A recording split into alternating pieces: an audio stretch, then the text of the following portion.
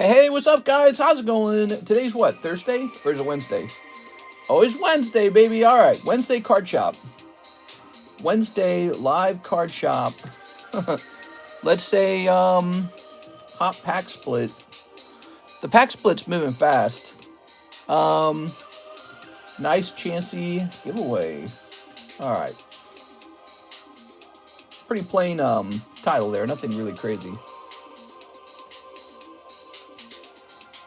All right. So it's a day later. We're going live for Wednesday morning. I was really busy. I was getting out the latest tag submission. I actually completed the whole thing, every step. It just needs to be picked up now. It's a lot of work.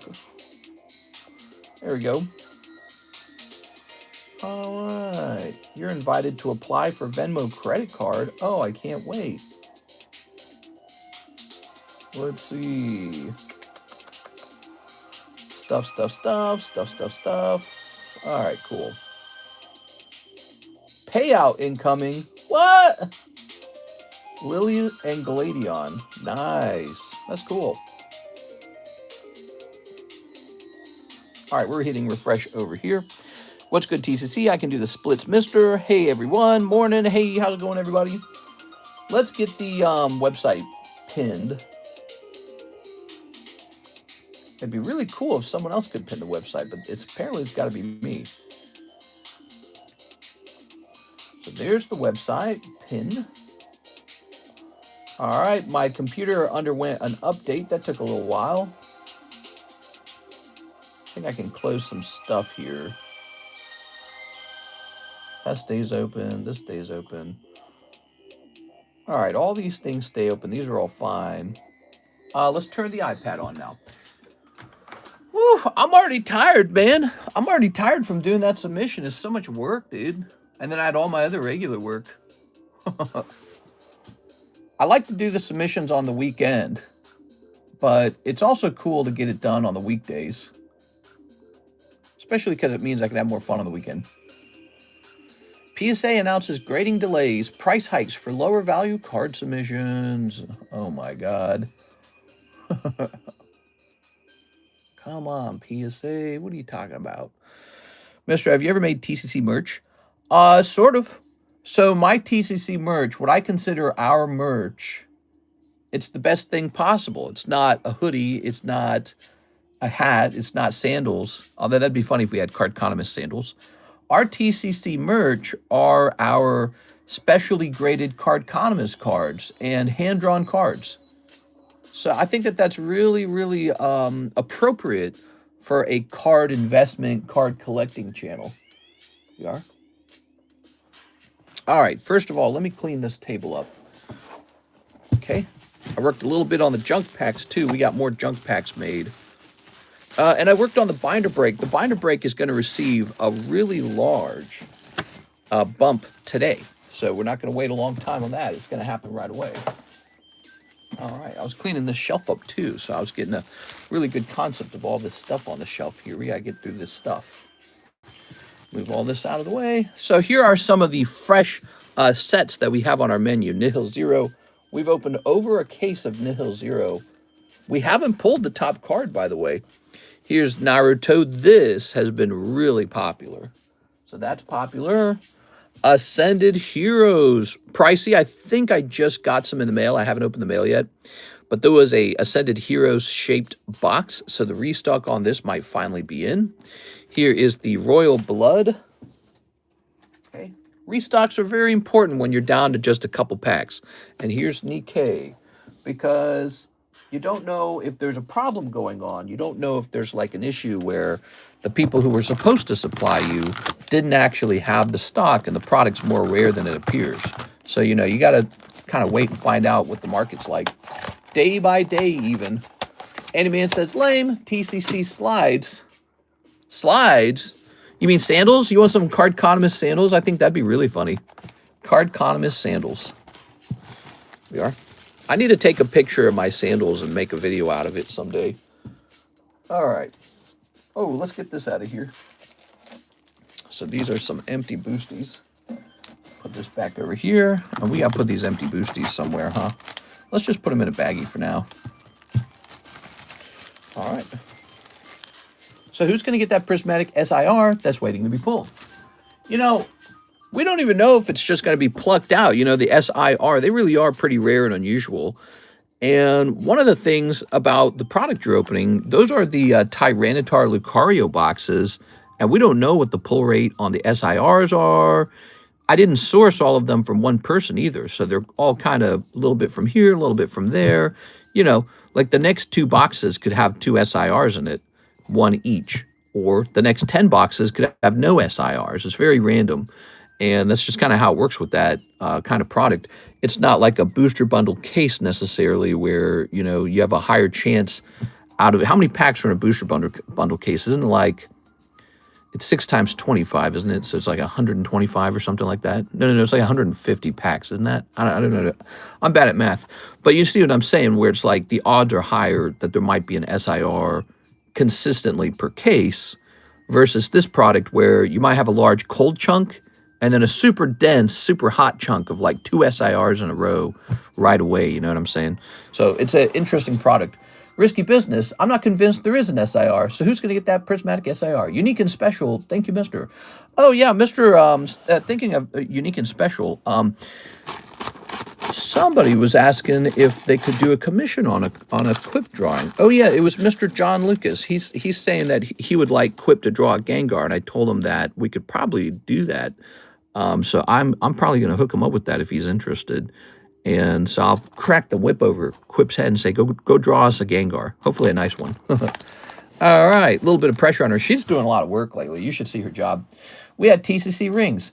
Oh, that's true. We still have those, you know. We have Cardconomist rings. They're made out of tungsten, and the inner portion of the ring has a logo, and it's like a Team Rocket logo. But if you zoom in, it's a TCC logo.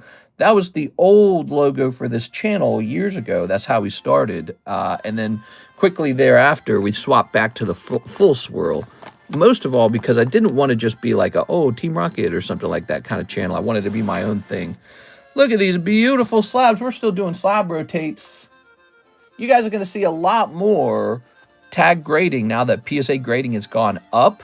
The difference between what I pay for PSA grading and what I pay for tag grading is pretty substantial.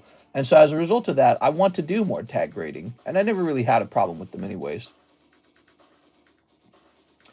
All right. I have this gentleman who buys these book boxes saying he wants 20 more of them. What does he do with them? He has to be making money off of them. I have no clue. All right. So let me jump over here. Hit the like button. Thanks, Mr. Javier. TCC ring. What? Married to the game, law.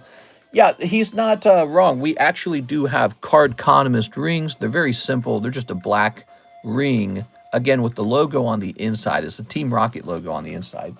We were selling those for like 20 bucks. I probably need to get rid of them. I wonder if I could sell them for like 6 bucks and just get rid of them. Here's Miss Kayla Taylor. She says a Fortnite pack, a Minecraft base pack, and a Minecraft time to mine. All right. So maybe a holo popping out of here.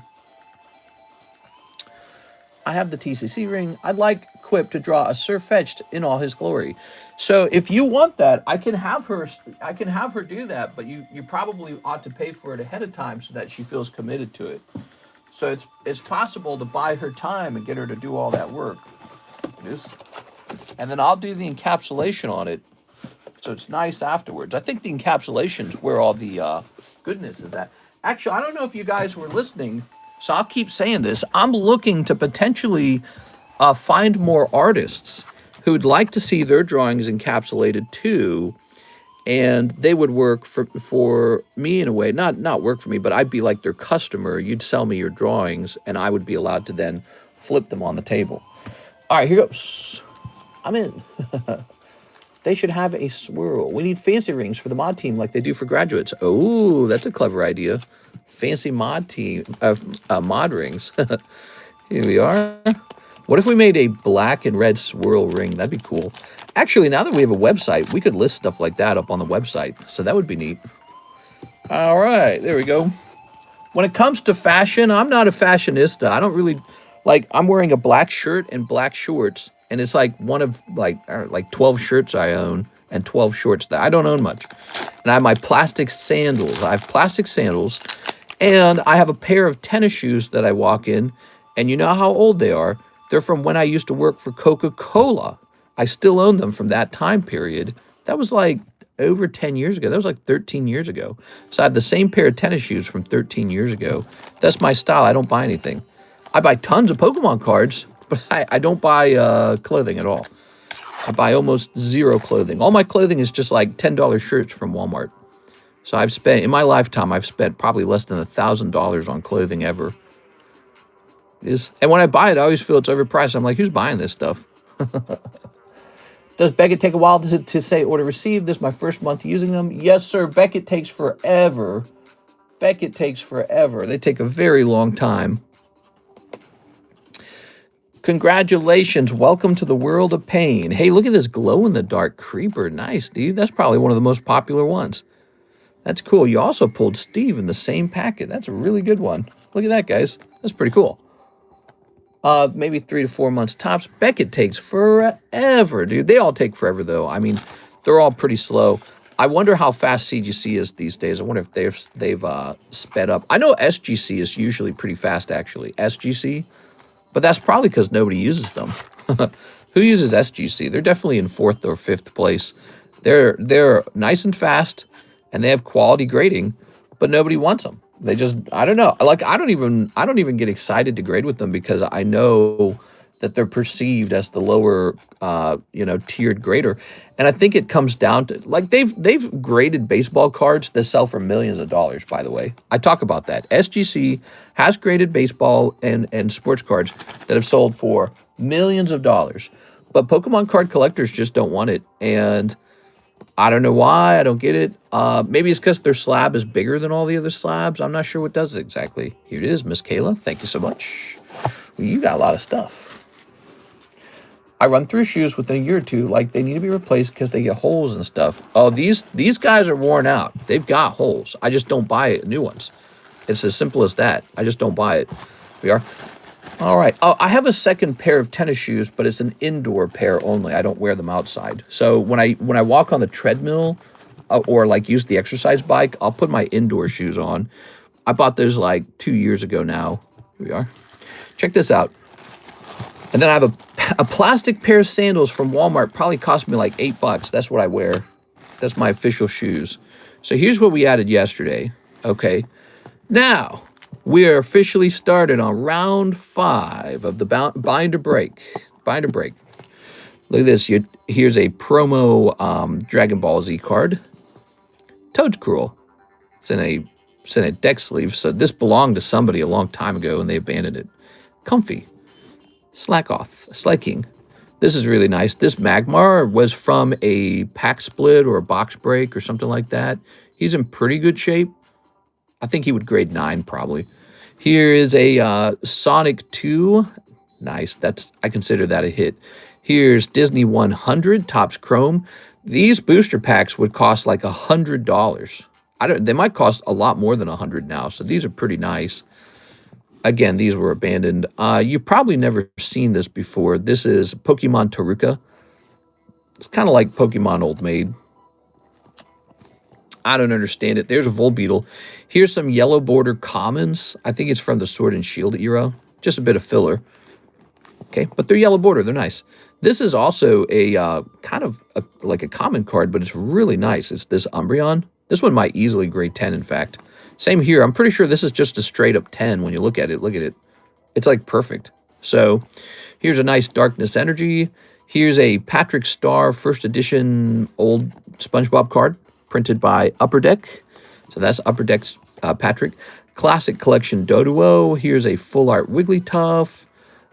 Here's some Korean filler. Okay, but this is not filler. This is like a hit, right? So here's Korean Charmeleon, Korean Venusaur, Korean Snorlax, and these are all probably have a very high chance of grading 10. I mean, they just print them so well. See any white dots? I don't. See the centering? Looks great. So that Snorlax could just be a 10. Here is Keldeo, cute. Shinji Kanda, What's this guy? Whiskash? Whiskash? I can't remember his name. The Doughboy, the Worm, some holographic energies. This is really nice. This is vintage Skarmory Heart Gold Soul Silver. That came from that one bag again. Slaking. Here's a hit. Radiant Venusaur Pokemon Go. Here's Charmeleon Pokemon Go, Articuno, and even Tyranitar. And then a couple more vintage cards. I think this one's in bad shape, the Execute is.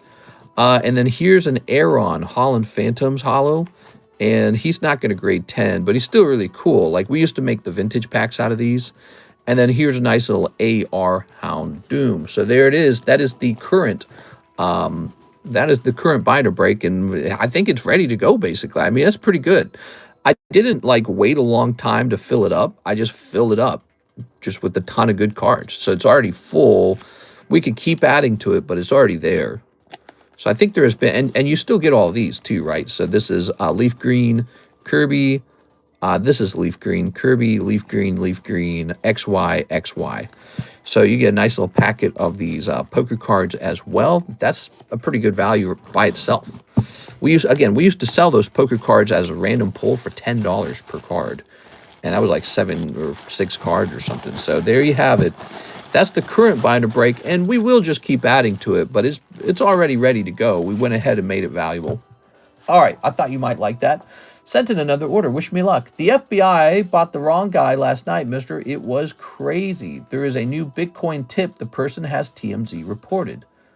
Ooh, so they're still after the guy who kidnapped the one lady.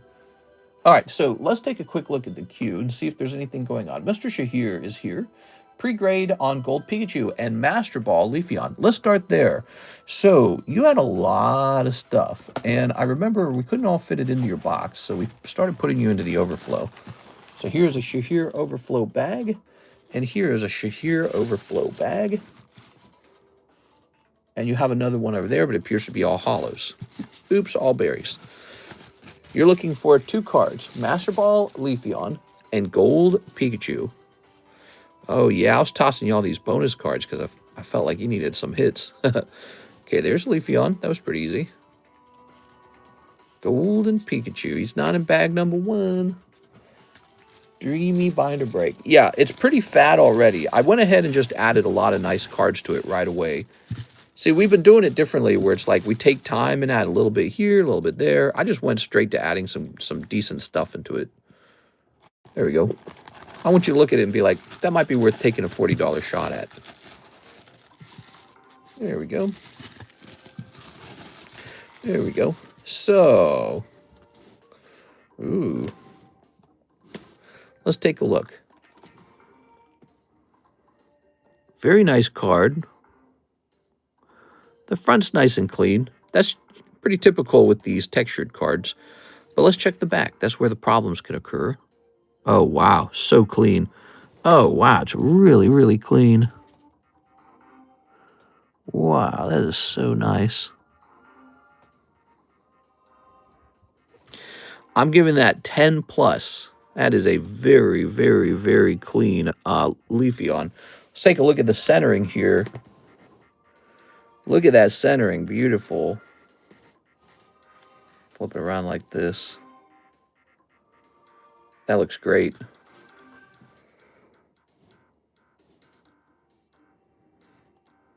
That one gets a 10 plus. I don't hand that out very often. That's a really nice card.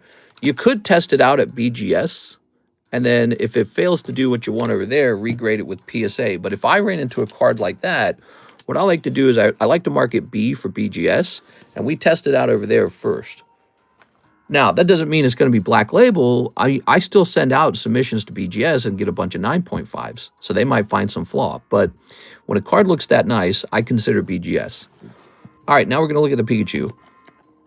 Hey, man, one black label grade could fix the whole thing. You'd be surprised. Now, how about this Pikachu? What's going on here? All right, let's see. What size shoes are you, and why do people not like CGC? I'm size 12.5 for shoes, and even when I do buy size 12.5, sometimes it's too narrow. I have very wide feet. This card will not be sent to BGS. It has this off-centering on the right side is too thin. The corners and edges look fantastic, though. So I'm recommending PSA for this card, not tag grading. PSA is more forgiving on the back of the card. The front of the card looks pretty good. So the front looks good. The back looks not so good. This is going to receive, well, let's see one more time. This is a risky card. This could end up being a 9 if PSA decides it doesn't like the off-centering on the back. I'm going to give it 9.5 plus and recommend PSA for this card. This card has a risk of turning into a 9 if PSA is harsh on the back centering, okay? They claim to allow 40-60 on the back. If that's true, your card might just squeeze by as a 10, which would be really good. And then this card looks great. This Leafeon is fantastic. All right, here he didn't mention anything, did he? So I'll go ahead and grab this. So your Pikachu might turn into a 9. Don't bother with tag grading with that one, because tag grading is not forgiving on the back of the card. Tag grading will say, no, that's off center. PSA claims to be forgiving on the back of the card. They claim to be forgiving. I think that they reserve that not for modern, but for vintage. But you never know. I would give it a test just because it's such an expensive card. You know what they say about big feet? That's right. It means you got big Pokemon cards. We are. There we go. I live where all that is going down. It's not even crazy with that kidnapping. Oh, where's my drink? Is my drink with me? Man, I'm thirsty. Doobie-doobie-doo. Big socks. That's right. That's right. Feds, local cops, and politicians all together with resources can't find this woman.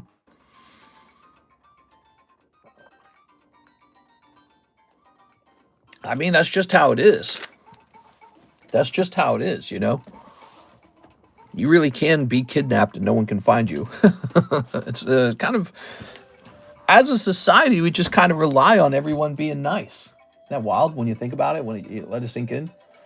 And we got a lot better tools now, so it's much harder to get away with anything, but it's not impossible. Here's Miss Kayla, 2 Fortnite packs and 2 Mega Simps. You got it, 2 Fortnites, 2 Mega Simps. Miss Kayla. Oh my. Oh my. 2 Mega Simps. Doopy-doo, doopy-doo, doopy-doo, doo. I'm a size 14. Wow, those are some big feet. We are. Those are some big feet, Barley. Size 14.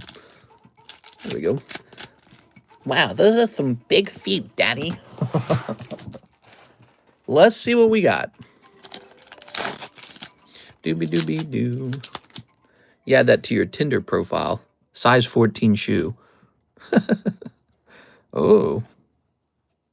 Oh. Whoa.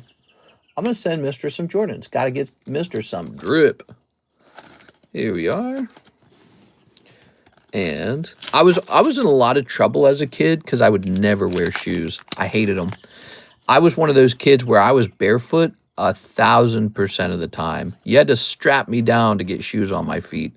And then the moment I was allowed to take them off, I'd rip them off like they were some sort of horrible disease. And so I would go outside barefoot every single day, all day, like 8 hours a day. This was before video games existed, guys. Like, okay, there was the Atari, but nobody played it, nobody had it. But there was just nothing to do. There was no internet. So you didn't want to play games anyways. It just wasn't exciting. And so I would spend the entire day outside if I could, and I'd do it barefoot. And I ended up building callus on my feet that must have been like 2 inches thick. It was insane. I actually cut my heel once on a sharp rock while I was flying a kite. And I got to see how thick the callus on my heel was. And it was just insanity. It really was like an inch thick without an exaggeration. It was crazy. But again, that's because I spent every second of every day outside walking barefoot with gravel, with cement, road and all that. And it really does build your callus up if you do that for a very long time. It's because I hated shoes so passionately. I just couldn't stand them. My feet were never comfortable in shoes. The shoes were always too narrow. The shoe never fit my foot. Like, it would be lengthwise, it would fit. But the width would never fit, except for basically floppy sandals. That was it. And then I had this other really extreme problem with my feet. my feet would get to 1,000,000 degrees. Even without socks, they would get so exceptionally hot. It was like a punishment. It was like torture. And that's still true to today. When I go to sleep at night, my feet get so hot, it's unbelievable. They're like over 100 degrees or something. It doesn't make any sense. So I have like these unusually hot feet. And so the only way I could play outside comfortably is if I had no socks and no shoes on, because that would keep my feet cool enough. And that's about it. Yeah, I hated shoes, man. I hated them so much. That's how my kids are. First chance ripping the shoes and socks off. Do your feet hurt now? Well, I almost never wear shoes still, so that's kind of how it is. I wear sandals if I have to go out, and then now when I go for a walk, I wear tennis shoes, but they're broken in really well, and I don't wear socks with them. I just do bare tennis shoes. All right, Miss Alexandra. Alexandra? Whoa, that's a big order. She says 3 spots in the pack split. Whoa, that's a big order. 1, 2, 3. I still don't wear socks. We are. Here's another thing I never understood. Smelly feet. I've never had smelly feet, ever. I've had siblings who had smelly feet, and I've had girlfriends who've had smelly feet. I don't have smelly feet. I've never had them. I don't understand why I don't have smelly feet. Is Alexandra Noor? Maybe my feet don't sweat. I don't know what it is. We are. Okay. I fit in some 13s, but my feet are wide. Yeah, I understand that, mister. Here we are. Alexandra. Yeah, they don't design shoes for wide-footed people. I don't know what that is. What did I walk into? We started talking about feet. I have unusual feet. All right, here we are. I was the best climber in our neighborhood. And the reason for that is because my feet were literally like monkey feet. I would just climb right up the tree, and the feet were like so strong and so well suited for climbing.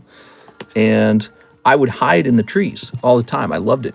I'd climb to the very top of a very dangerous tall tree, and my mom hated it. But I'd climb to the very top, and then I'd just go relax there and watch everybody.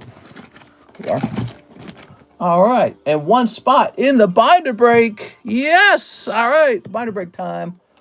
I'm going to send you a message on Discord regarding another artist, just inquiring about what you're specifically looking for.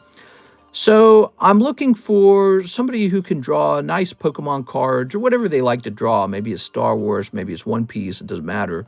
But they have to be skilled. And then I'm looking for sort of like a partnership where they supply me with cards to encapsulate and place up on this table. And then we have to work out some sort of like profit share between each other. So here we are. Okay. Very good. I heard smelly feet is genetics. Is it really? See, that's why I was saying, like, I had absolutely not smelly feet at all. My shoes don't smell, they never will. And there was always sort of like this stereotype that people get smelly feet and their shoes are smelly. And I never understood this because it just never happened to me. I was like, well, what's up with that? You are. All right. Very nice. Okay. So there we have it. The binder break is very full with hits already. I didn't wait to drip feed it. I just loaded it up with hits right away. It seems pretty popular. I can fit in some 13. I already read that. All right, so I think we are caught up on orders. It is Wednesday. Happy Wednesday, everybody. I hope you're having a great day. Mister needs to get on Feet Finder app. I'm getting on the Feet Finder app. Let's see. So I say we start working on getting these cards rotated because we're still doing that. We got to get into the 9s box. So to get into the 9s box, we got to finish rotating these. So let's see. We have this nice Squirtle. He's $40. Let's check his price. Let's see if he's gone up or down. That's our job. Old maid Squirtle. Me and my buddies used to climb this giant tree and jump into the lake in the summer. Good times. Yeah, let's see. I used to help my neighbor cut his trees down, and I'd help my dad cut trees down, and we did other things too. I would climb into the tree in the winter, and they would cast lines up with the fishing rod, and then I would grab that line, and I'd kind of wrap it around the tree, and then they would pull the lights up that way. So yeah, I would climb trees to help out with little tasks like that. But it was just a cool thing, and people were always impressed with how good I was at it. It is, and the trick was really, as you're worming your way up the tree, I have these nice strong feet that just grab the tree and allow me to like bookworm my way up. And yeah, it was a funny thing. It was actually kind of a funny quirk, but it was just a fact. I was extremely fast and strong at tree climbing, and it really was just your feet. If you have bad feet, you're not going to climb a tree very well. Here's unless you have some other technique, I guess. I don't know. All right, let's see. And I'm not talking. So you guys probably think of it as like climbing on, grabbing some branches, and then you would just like go branch to branch, right? You climb up the. No, no, no. We're talking about trees with difficult trunks that just go straight up for like a mile with no branches.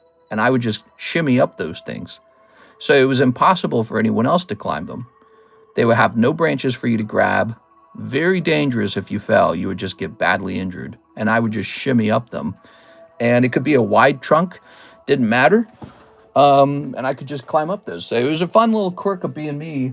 And there, now you know something about my childhood.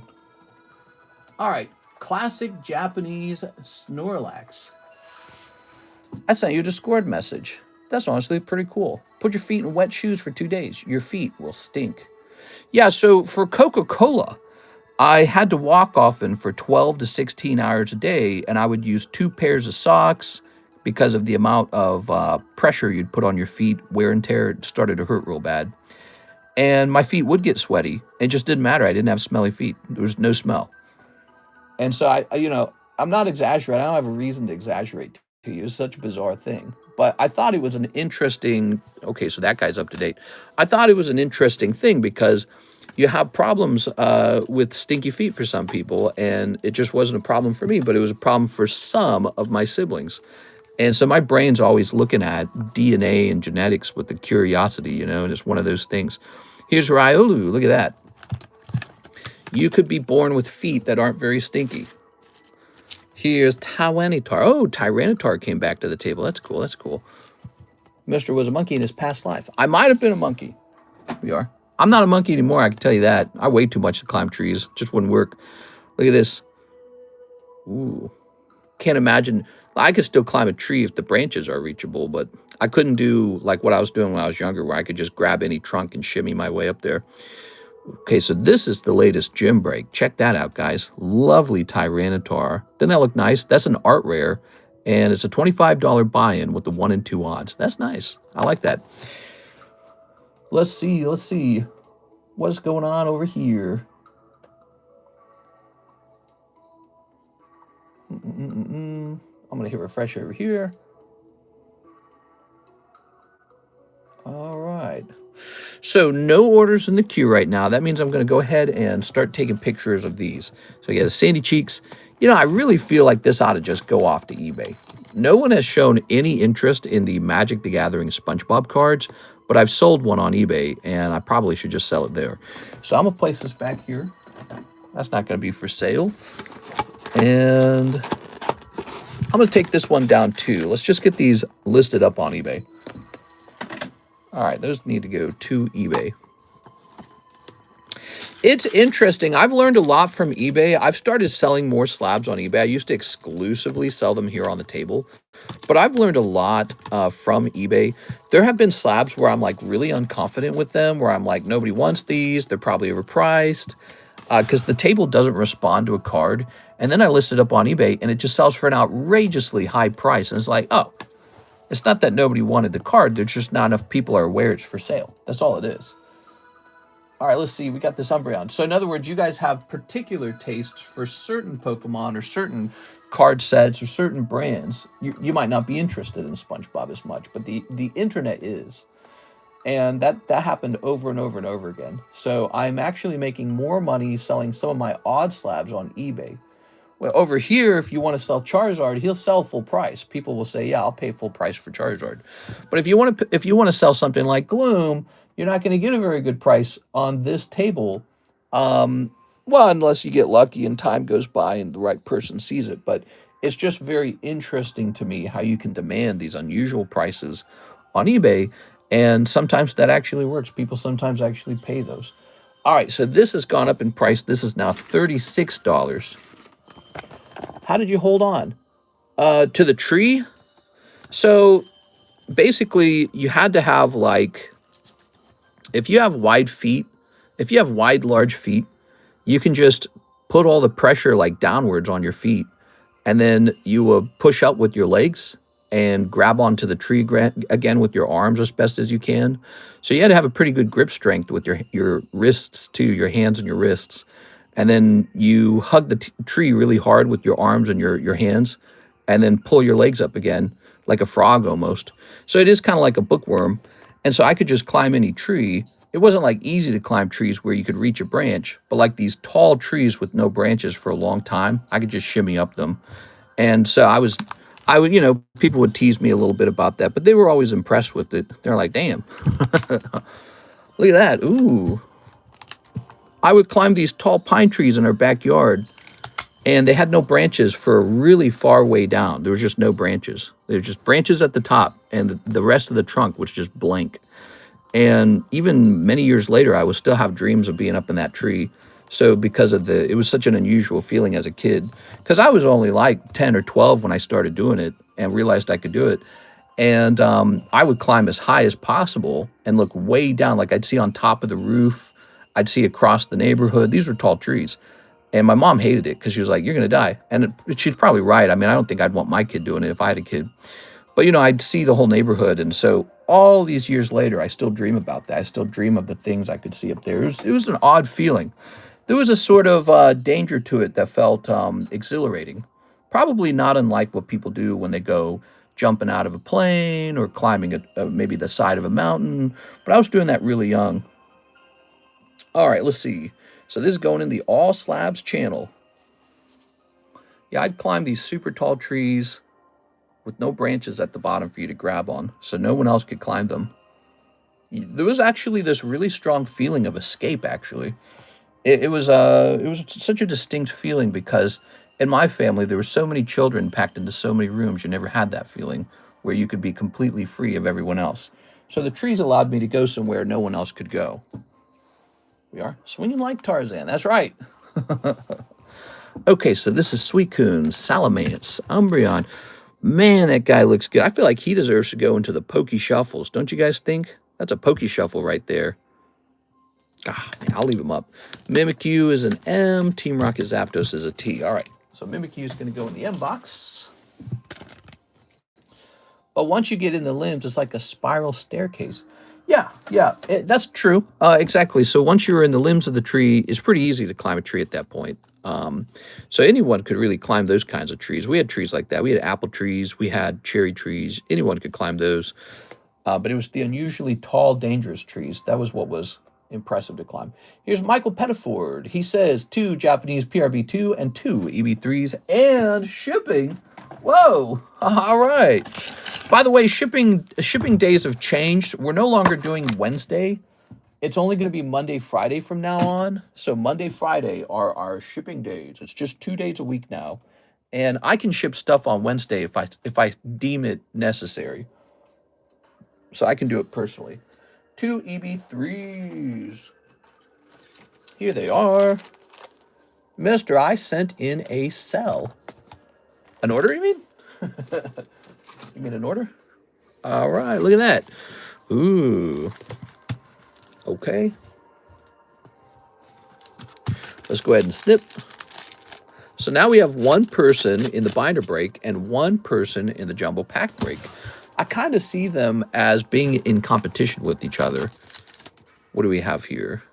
Here's this girl with the apple. Here's this girl with the SR. Okay, Uta. You guys said she wasn't in the anime. She was part of a movie. Is that right? And here's... Oh, nice. You've got Rorina Rosario. Ta-da. Another reason my mom hated the whole pine tree climbing, I would climb out of the pine tree and I would be covered head to toe in uncleanable sap. There'd be this pine tree sap all throughout my clothing that, I'd rubbed up against as I climbed around. and it would ruin the clothing. You could put it in the washing machine and it wouldn't come out, so she hated it. She hated that I would do it. I'd get in so much, and it would get on my hands and my feet, and you could wash your hands, but it wouldn't wash off. It was like this permanent thing for like, I swear to God, it would stay on you for like a full week. Maybe if you like washed your hands in chalk, maybe that would have worked because it like will rub off in a certain way. But pine tree sap's hardcore, man. It does not clean off. I loved it though. It was a great smell. It smelled like Christmas. So there's this great smell to it. I didn't mind it at all. It is. Ooh. Did you see Pokemon Center has been canceling a ton of Ascended Heroes pre-orders? Yeah, I heard about that. Ew, movie-only character, yuck. What? Let me get Michael Pettiford. That is a fat little bag. Any other bags? Michael Ibarra, Michael Vasquez, Michael Bethel. Here's Michael Rigona. That's an expired bag. Here's Michael Matai. That's expired. Some expired bags in here, man. This expired on 10/25, and we are now in 2/26, which is like 4 months later past that. What was in here? Korean cards, some Final Fantasy, Korean cards. There you have it, everyone. So that's the kind of stuff that gets abandoned. They say, I don't want to pay $9 to ship some Korean cards. Okay. Now, this is a lot of product. I think we ought to split this up. You have all of these hollows right here. I think we've split all these hollows off. And if you wish, you can give these up for a spot in the trade break. It only takes one spot to potentially pull a slab. Or I can just ship these home. It doesn't matter. I like to make people aware of this, basically, that we do this stuff now. That's my big thing. We got these trade breaks started, and to date, we've handed out a lot of trade breaks. It never comes out. I picture Homer climbing the dome in the Simpsons movie. There we are. All right, look at that.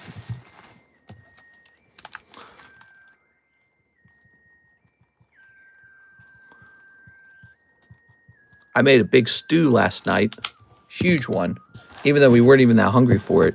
But it's because I knew we were just going to reheat it and eat it today. That's why I had for breakfast, I had a big pot of beef stew.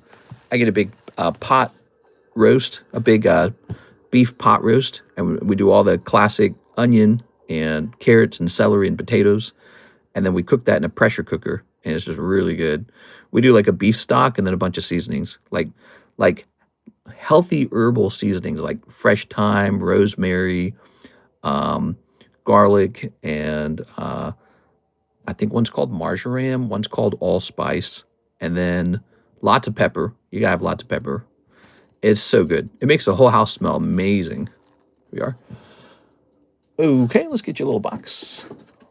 I'll give them up. All right, so I like it when people do that because I really don't think these are worth shipping. So now we need a smaller label to ship your bag. How nice is that? We're going to use a smaller label. And in exchange for that, we're going to toss you in here. So there's one person already in there, and you're going to be the second person.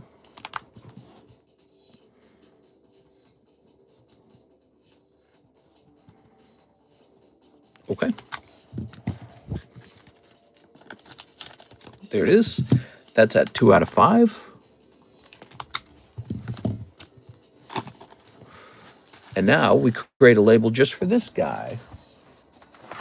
How easy is that?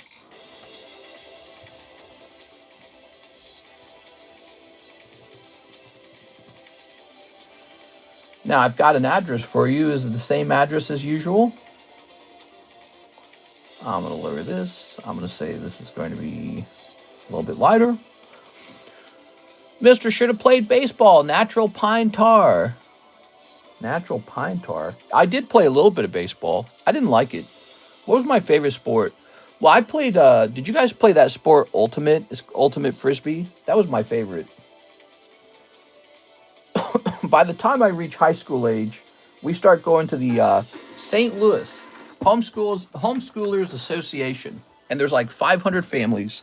It's hosted at an actual, like, it's a church.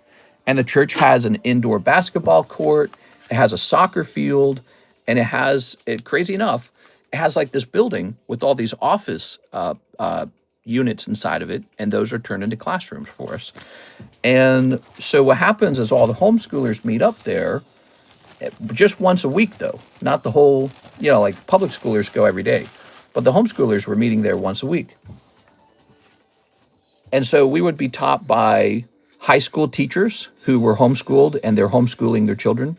And we would be taught even by college professors who they were homeschooled when they were kids and they ended up getting involved with the Homeschool Association of St. Louis.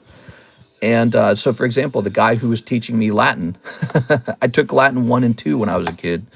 When I was a teenager, I took Latin 1 and 2. He teaches like Roman history and all this other historical stuff and Latin at a college. But then he would come in and teach one or two classes for the homeschoolers. It was really cool. And we would play all kinds of sports together, usually no contact sports. Like we did play football, but it was called two-hand touch football. So you didn't tackle a person, you would just have to put both your hands on them and it was an out. But our favorite sports included soccer, basketball, and ultimate frisbee. And I was really good at frisbee. Here's Milo Clark, a spot in that Tyranitar. Yes, sir. All right, so the Tyranitar break is starting. Here it is. My favorite sport back in high school was Quidditch. Go Chudley Cannons. Ultimate frisbee is how white people travel in groups. We were a pretty diverse group. There were actually a lot of different kids. One of my best friends growing up in that homeschool group, his name was Joseph Gomez, and he was Latino. And he and I, it's funny that we're talking about this because I was always one of the very first picks for frisbee, and he would often get sorted onto the other team because they didn't want us on the same team together because we were too good. So if we weren't the captains for choosing the teams, the captains who knew we were both very good at the game would then split us up by making sure, well, if somebody got, Derek, the other guy's got to get Joseph, So that was a really fun part. All right, so here we go. One person is in the Tyranitar, and there was something I was especially good at. I could throw the frisbee all the way down the field, all the way to the other goal, with extremely high accuracy. So the problem with having me on the team was, I had a good jump. I could jump pretty well. I could throw really accurately. But if you can throw the frisbee accurately all the way across the field, you can just push the game to the other side of the field to a catcher on the other side. And that was the scary part, is I would pick the frisbee up and the frisbee would then be near the other side's goalpost. Here we go, Jacob Chickering. They knew the accuracy I had with my range was extremely good. Let's see. But we were just high school aged kids playing. I'm sure people who really play the sport probably don't play it that way. Maybe they do, or maybe it's a lot more competitive. Jacob Chickering says, Tyranitar, 2 spots. Whoa, you're just trying to buy it out. So you sent in for that 5 minutes ago, and Milo Clark had sent in 11 minutes ago. So hold on, wait a second.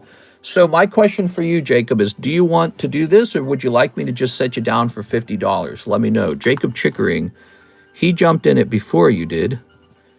So you can either test your luck for $25 or keep all 50 of your dollars safe. Let me know what you'd like to do. That was my stuff too. I could see Mr. being good at shot put and discus in track. So I was extremely good at frisbee because me and my brothers, I ultimately had 5 brothers. Me and my brothers would just play frisbee in the front yard for like 8 hours. It was unbelievable. We'd just play all day long. This was before the internet. We would just play all day long. And even when the internet came out, there wasn't that much to do. You also weren't allowed to play too much games in my family. My parents would monitor it. So we'd go out and we'd have like frisbee sessions where we would play for like, I'm not even exaggerating, it'd be like 8 hours. It'd be like the sun would come up and you would just start playing. And by the time you were done, the sun was going down. And you had to wear gloves because if you didn't, your hand would basically start bleeding. That's how bad it would be. Your fingers would bleed. So then we learned you had to wear a glove or your hand would bleed from from all of the frisbee smacking your skin. It was pretty bad. And that's how we got so good at it. It was just practice. And that's true with a lot of things in life. It's just practice. Jacob Chickering says, damn, Did my order go through? Says John Reagan. I'm sure it did. We're just on Mr. Jacob Chickering's order. He's got a tough decision to make. Does he risk $25 on a 50% odds, or does he save all $50 and just look for something else to buy? Let's see. Shoulda went pro. You were probably committing offsides every play. I don't really know. So again, we didn't play professionally. Maybe what you're saying is you're not allowed to throw it to the other half of the court. We played in a soccer field and we didn't have any rules like that. You could just throw the Frisbee all the way to the other side. And I was just pinpoint accurate all the time because we just practiced all the time. I could throw it straight to the other side, but I would actually throw it in a gigantic arch. So I'd throw it slightly to my right at an angle, and it would land like as if I'd thrown it straight. It was just crazy. Cops and robbers. Let's see, Mr. Jacob, what do you think, man? I'll let him decide. Let's go to the next order and take a look at who's waiting. We have a Nicholas Pacheco order and a John Reagan order. Jacob says, can I buy trade slab and test my luck? Can I buy the trade slab? Well, the trade slab has 2 people in it as well. So you can see there's 2 spots already sold in here. So I can't sell that to you because I think there's 2 people. It's almost 50% of it sold. Can I buy the trade slab and test my luck? So I can't sell this one to you, but I can send you in here. Would you like me to do that then? Let's do that. So you'll have $25 left over. Sounds like he's going to take the challenge on the Tyranitar. Good luck in there, Jacob. You might win. I guess it'll be a happy ending. Did you ever throw hammers? A hammer was an upside down throw. You could throw a hammer, but it was not really worth it in my opinion. Yeah, you could do that, but why would I need to do that when I can throw with extreme accuracy, just throwing it like normal? Here it is. All right. Did you ever throw hammers? I already read that. So in you go. You've got $25 left. I hate it when people threw them so hard to catch. Yeah, so they would go upside down and then they would land really goofy. And they weren't, you're right, they could be tricky to catch unless you had a brother who threw that way all the time. So we would throw hammers for fun and you could practice catching them. But again, you wouldn't need to do that if you just have pinpoint accuracy throwing them the normal way. Also, if you have a teammate who's throwing very accurately, you just don't get as tired because you don't have to run as far to catch it. Let's see. You know, when you can tell that a Frisbee's really out of your reach, you got to increase your speed to catch it. But if it's thrown like perfectly well and nobody was covering you or no one expected that move, you know, because I could throw the Frisbee short really well too. It didn't really matter. I could throw the Frisbee to someone who was nearby very, very accurately.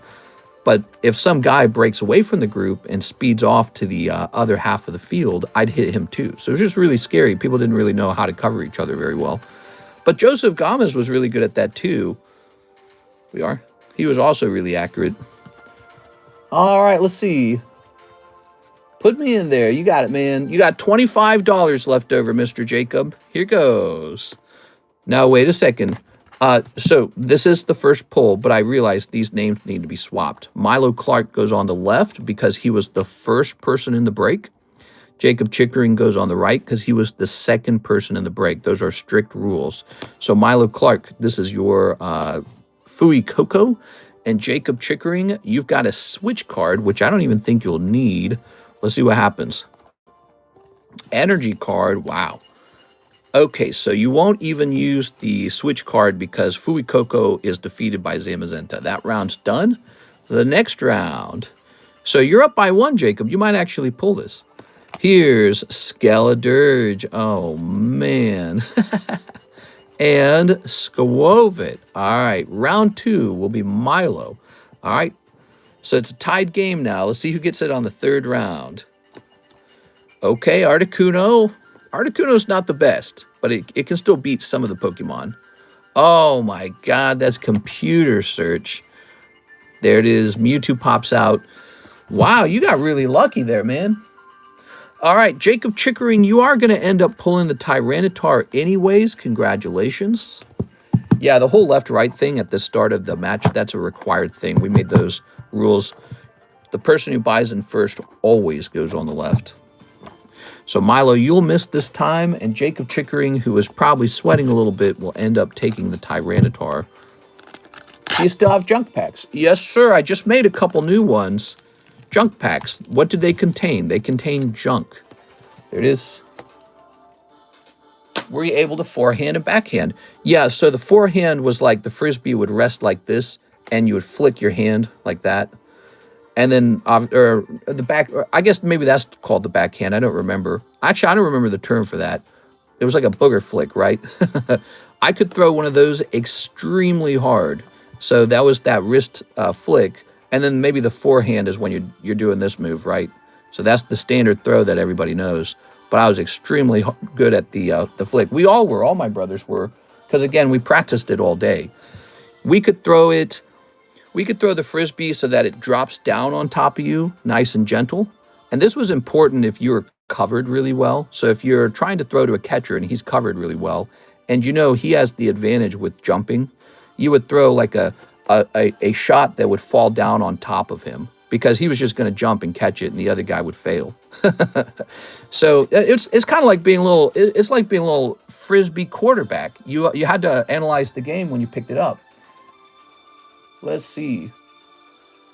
So if you saw an advantage, if somebody can't jump high enough, you would throw to the taller guy, and you'd let the Frisbee fall on top of him. Okay, Milo Clark, sorry about the Tyranitar miss. Jacob, you've got $25 left. He says, take them for my $25. The junk packs? You want $25 worth of junk packs? How many is that? What's 25 divided by 3? 7, 8? I think it's 8. You want 8 junk packs? I can do that. That was the closest one I'd seen so far. We got 1, 2, 3, 4, 5, 6, 7, and 8. Oops. All right.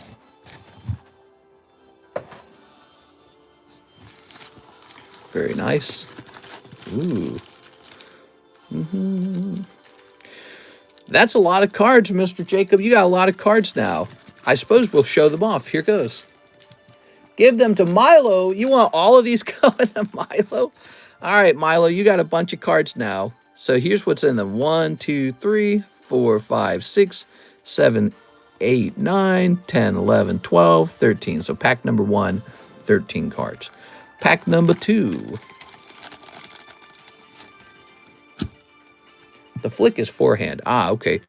We got 1, 2, 3, 4, 5, 6, 7, 8, 9, 10, 11, 12. Okay. Here's 1, 2, 3, 4, 5, 6, 7, 8, 9, 10, 11, 12. Those MetaZoo cards should be sleeved, I guess, huh? Because you got to handle them carefully if they're not. All right, here's a vintage Krabby Patty right there. He's used, though, okay? 1, 2, 3, 4, 5, 6, 7, 8, 9, 10, 11, 12, 13, 14. You got Kylan Hill and Henry Ruggs. Those are some football cards. 1, 2, 3, 4, 5, 6, 7, 8, 9, 10, 11, 12, 13, 14, 15. So 15 in here, those are Snoopy cards. They're junk. It's just junk. It's just cards that come from somewhere. But this is what $25 of junk looks like, I guess. 1, 2, 3, 4, 5, 6, 7, 8, 9, 10, 11, 12. That dark gray's nice. Okay. Junk packs are fun. 1, 2, 3, 4, Alf. 5, 6, 7, 8, 9, 10, 11. You got an Alf card. Was that from Roger Gray? I swear that was from Roger Gray. Here's 1, 2, 3, 4, 5, 6, 7, 8, 9, 10, 11, 12, 13. So that is what $25 a junk pack gets you. It's this pretty much a whole bag of stuff. And it's just odd stuff. It's like really weird. You could grade some of it. There might be like one good card in there that justifies the whole group. You never know. There we go. Like, I didn't know anything about those football cards when I put them in there. I didn't research them. So it could have been, you know, one day I get a football card and it's like 20 bucks and I got no clue about it. And I just stuff it in there because I don't care. All right. If you're sure you don't want them, I will gladly take them. So I will go ahead and put these into another bag. Well, let me see what kind of bag you got right now. If you have a real thin bag, we'll just toss them in together. Oh, you do have a thin bag. Okay. There you have it, Mr. Milo. So spreading a little love here. I guess that counts as a $25 donation. Ooh. Did you watch the Super Bowl? I wasn't able to. You couldn't watch it like normal. I think you had to do a couple weird things. You either had to watch it on like, you had to get like an antenna for your TV to watch it on the NBC broadcast, or you had to sign up for some subscription. And some of those subscriptions are free, but if you don't cancel them right away, they start charging you like $80 a month. And I was like, hell no, dude. So I was really disappointed to see that this year. I think this is the first year the Super Bowl has ever done that, where you definitely cannot watch the Super Bowl for free online. You have to pay for a subscription. Now, Mr. Jacob Chickering, I'm going to put you in here. That's pretty classy, Mr. Jacob.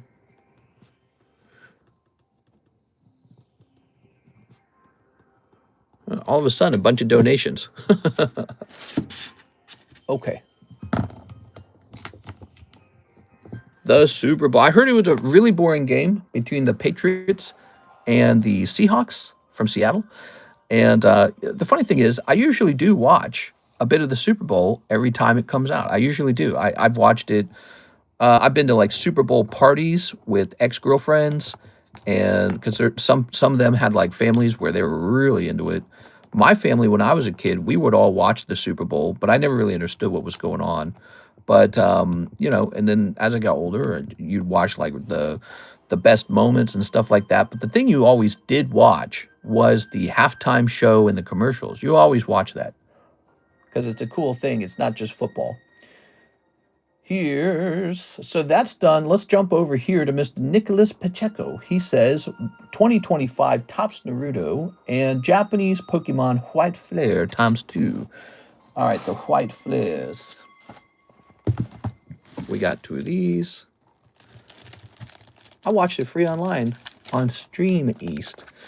Yeah, there was actually a channel on YouTube that was streaming it for free, but it was like they were doing it against copyright. And what they would do is they would play a fake crypto ad.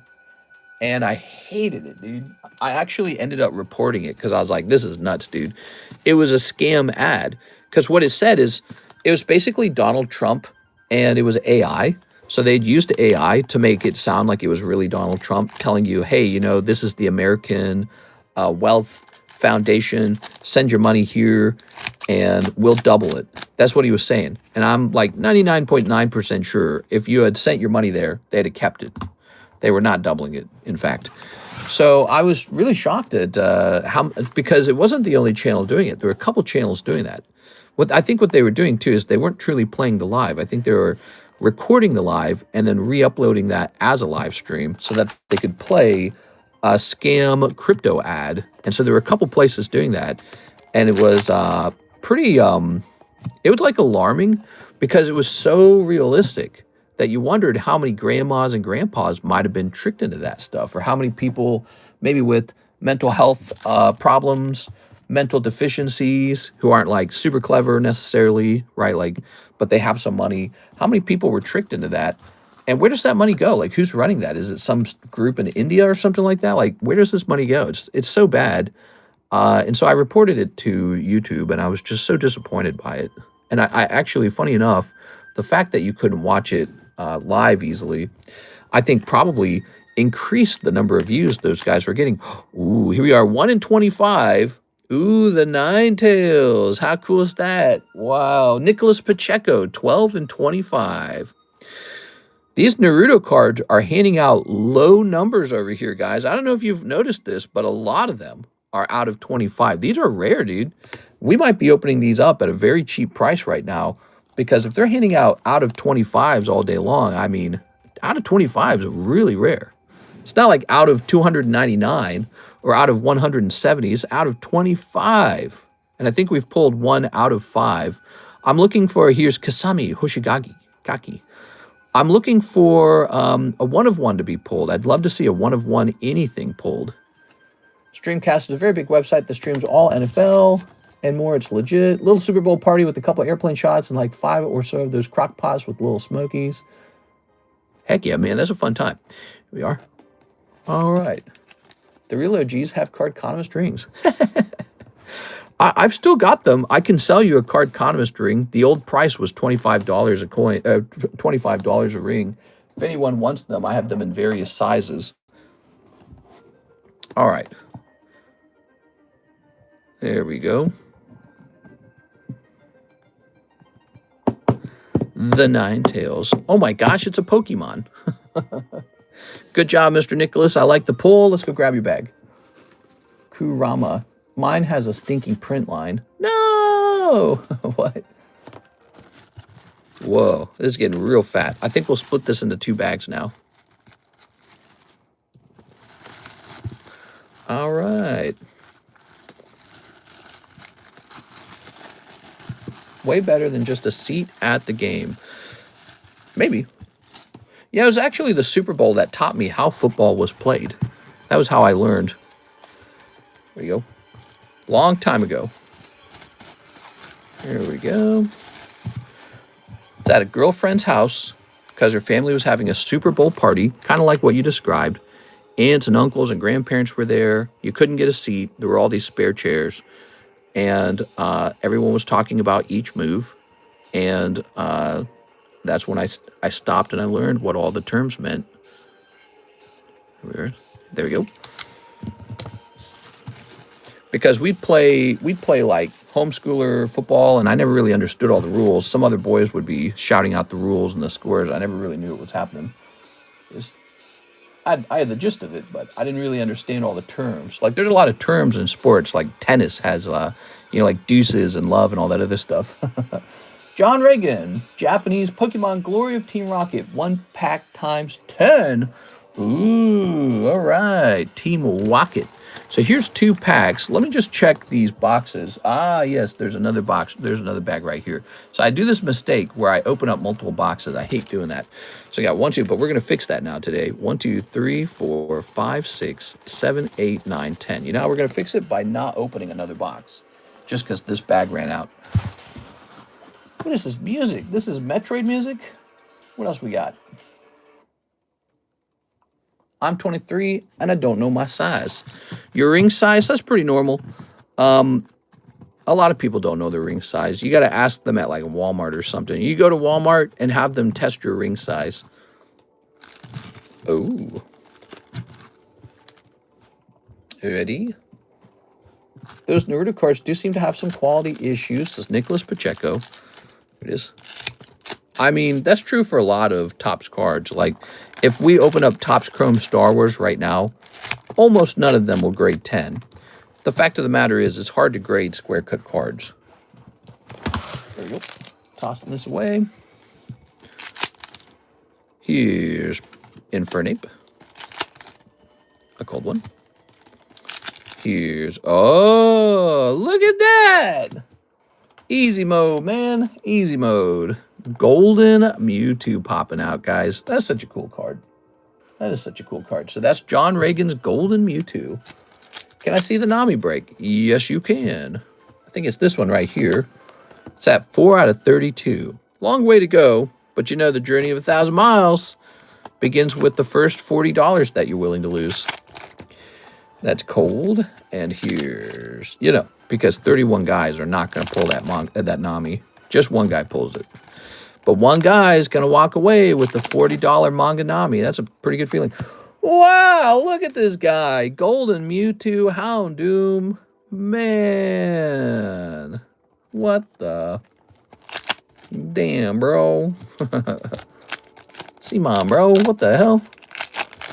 Did you say you have Ascended Hero left? Yes. In fact, I might have a fresh shipment of it today. All right.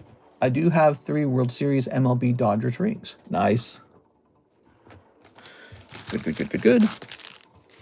Mr. John. Ooh. Thank you. Let's grab this.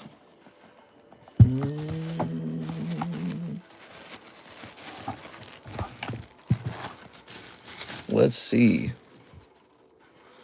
Golem, Eevee, Golem, Wigglytuff, Gengar, Zapdos. What a nice bag, man. All right, now you're adding Golden Mewtwo to it. Sweet. That's John Reagan.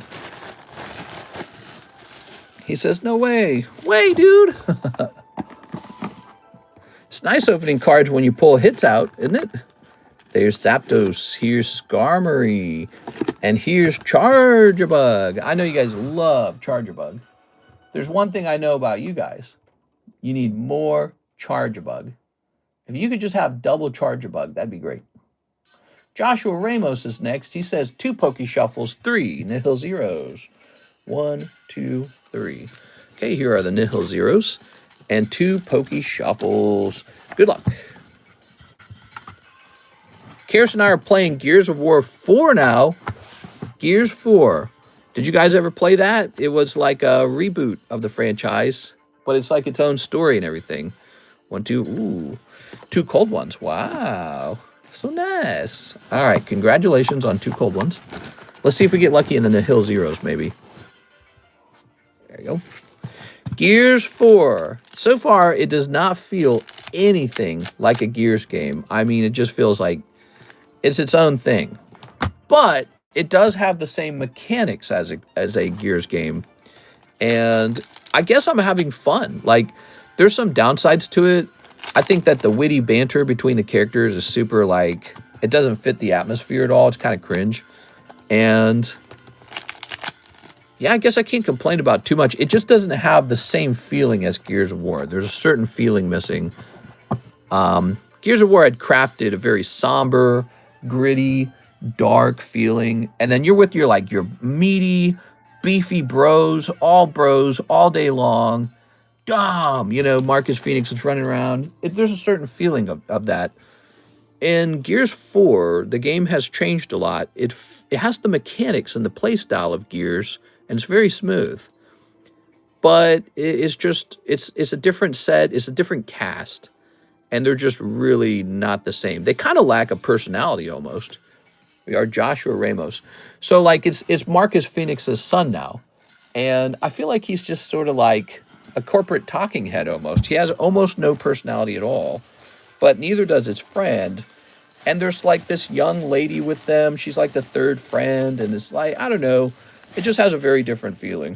It doesn't feel like they're trying to survive. It doesn't feel like they're really too invested in anything. Yeah, that's the feeling of it. I think your bag is up top, Mr. Josh. Let me grab it. There we go. You're like, why do I care about these people?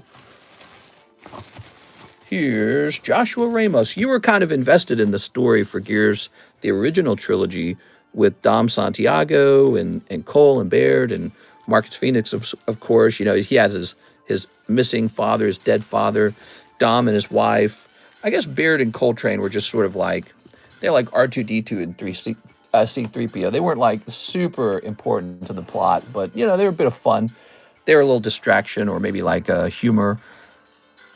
I played Metal Gear Solid. You're going to play Gears E-Day. Yes, I am going to play Gears E-Day. I saw the trailer for it. It looks okay. But again, it does kind of have that corporate feeling again. I swear to God, the only person who can make Gears feel like Gears is probably the original inventor of the idea, Cliff Bleszinski. He did really bad with his, well, I can't remember the name of the game he made, but he made his own gaming studio. I think it was called like Boss Key or something like that. And he made, what was it called? Like Outlaws or something like that. He made his own shooter arena game, and it just totally crashed and burned. But you know, ever since he left the development of Gears of War, it's just not been the same game. Started with Gears Judgment. It was just terrible, dude. And I know Rod Ferguson is still there, but I feel like Rod Ferguson is not the artist. He's probably really good at executing projects, so he gets them done. But I don't think he was the artistic mind behind Gears, the feeling behind Gears. I think Cliff Bleszinski likely was. And so ever since that guy has left, it's just not the same. It doesn't have that spark or there's a certain human passion you can feel in a project. It's almost like a type of romance, but not romance. But it is passion, and it's just missing. You know what I mean? And he probably, you know, a lot of the things that went into the first three games probably got filtered through him, and he has a certain taste that creates the feeling of Gears of War. And these new Gears game, Gears 4 just doesn't have it. You know, it's just not there. Gears Judgment was like a joke. Why did they even release that? What a terrible... They would have been better off never having released Gears Judgment at all, because it damaged the brand. You can't have that. You can't have your brand value go down because people will associate that with playing the game again in the future. All right, we're taking another picture here. We got some great slabs on the table, guys. Remember, in our Discord server, you can go shopping for all these slabs, even if you missed them. And that means any stream you've missed where I took a picture, you can go back and look at it. 1, 2, 3, 4, 5. All right, good. They're all going to the Z.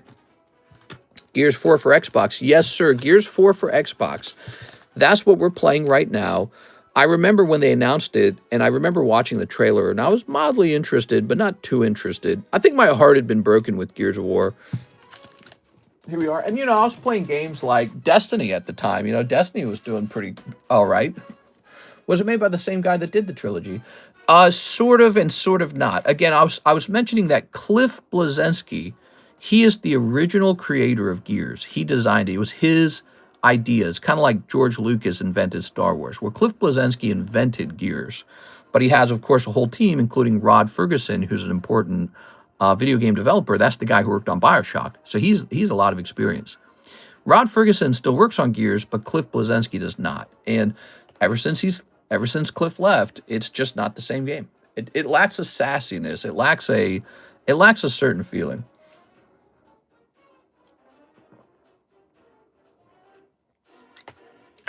But, you know, I'm playing all of the Gears games, and so far I have to say Gears of War 2 is by far the best one so far. It is shockingly good. If you haven't played Gears 2, you've got to stop and play it. Gears 2 has an unusually good feeling to it. It's almost like Lord of the Rings levels of good. Like, they take you down into the Locust Hive, and the level of artistry is just shocking. And the level of scale is so gigantic. It reminds me of, like, you know, the Journey to Mordor or something like that. It's super cool. Super, super cool. All right, let's see what's in the queue. Let's see if anybody's in the queue. It's Wednesday. What's up, guys? It's the Wednesday morning stream. The queue is empty. We need a new brake slab. We need a new brake slab, don't we? How about this Snorlax? Oh, how about this Squirtle? He's kind of cute. Hey, let's start them both, Squirtle and Snorlax. People like these gym breaks. They find them probably a little bit of fun. Here it is. So he's $20, 1 and 2, for a chance at a Squirtle. And this guy shall be $35, 1 and 2. Would you guys like to see what's currently sitting in the Pokey Shuffles? I like to show what's in those boxes from time to time so that you know exactly what you are potentially gaining if you get lucky in that box. Would you like to see? I can show you. I can show you the world. Let's pull the box down. I'm going to show off all the Pokey Shuffles. Are you guys ready? So the first thing that stands out to me is how full the box is. I mean, look at that. Tons of slabs. And then every time you see this, that's a chase card. It could be up to $100. There's a half chase. There's a half chase. There's a full chase. There's a full chase. And there's a half chase. I don't always mark the half chases. I probably should. But I'm a bit lazy when we're putting them together. But now let's see what's actually in there. Are you ready? These are the Pokey Shuffles. And let's rotate this. try to get the screen to, there we go. The screen's a little nicer. So here we go. We've got Rocket Crobat. That's nice. Oh, and that went in for 40, and I didn't write that down. I better write that down. This is Destined Rivals Shaman. We just added it. It's an English reverse holo, and it's Shaman. Here's Mimikyu 9, Delta species. Went in only for 30 bucks. That's nice. Haxorus 10. Ooh, Retro Bowser. Wow, that is so cool, man. Here's Vileplume 9, Vintage. Oh, here comes the sneeze, man. I sneeze in this room constantly. Constantly. I bet when I moved this box, I stirred up a bunch of dust. I bet I did. Okay, way too much sneezing. I hate it. I actually really hate sneezing. I didn't think I could learn to hate to sneeze, but I'm so tired of sneezing in this room. Here's Pincers, the dust. It's got to be all the dust. Here's Meganium 10. Mister, you see the FBI failed in releasing the suspect last night? I did not. What does that mean? Does that mean they think he's the one? Here's Duskull Pokeball for 40 bucks. Ooh, this one's good. Look at that. Beautiful Gyarados 10. It's Gyarados 10. Okay. All right. Here is Toxtricity. This is a Misty's Magikarp Japanese. There's no holographic version of it, just that one. It's a cute card. Here's Pikachu, Point Down Pikachu, one of my favorites. He looking tough, bro. Pristine Poker Peach, really nice. Another Point Down Pikachu, maybe a little cheaper. Ooh, this is cool. Super Mario Brothers logo from Topps. Okay, and here's EV10. That's really solid. Solid card. Here's another Misty Magikarp. I guess I graded a couple. Here is Bulbasaur Old Maid. Meowth Old Maid. Charmander Old Maid. Okay, so a couple Old Maids. Here's Gardevoir 10. That looks fantastic. There's no price tag on it. That's not good. Here's Pidgeotto. Wow, that's nice. Chespin XY Era. Palafin 10. Replaces Cubone Jolteon. Umbreon 8 for $15. Ooh, really solid. Hitmonlee. That's first edition Hitmonlee 7. Articuno 10. That's definitely gone up in price. Decidueye 10. Rainbow. This Riolu, which is not re-rollable, he gets instantly graded for you with tag grading. Here's Delibird 4. Ooh. Here's Mega Venusaur 6. Clefairy 4. Wow, that's really nice. And Dedenne 10. So there you go. Mix of all kinds of things.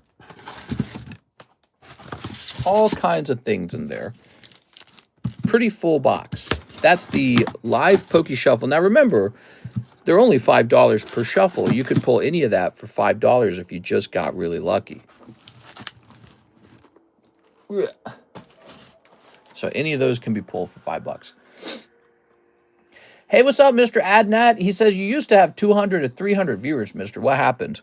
That's not accurate. We mostly always had around 120 viewers, I want to say. But very, very early on, there was a little time period where we had like 300 viewers, and we were pretty sure those were bots. So it was just like a surprise 300 viewers. So you might be remembering it differently.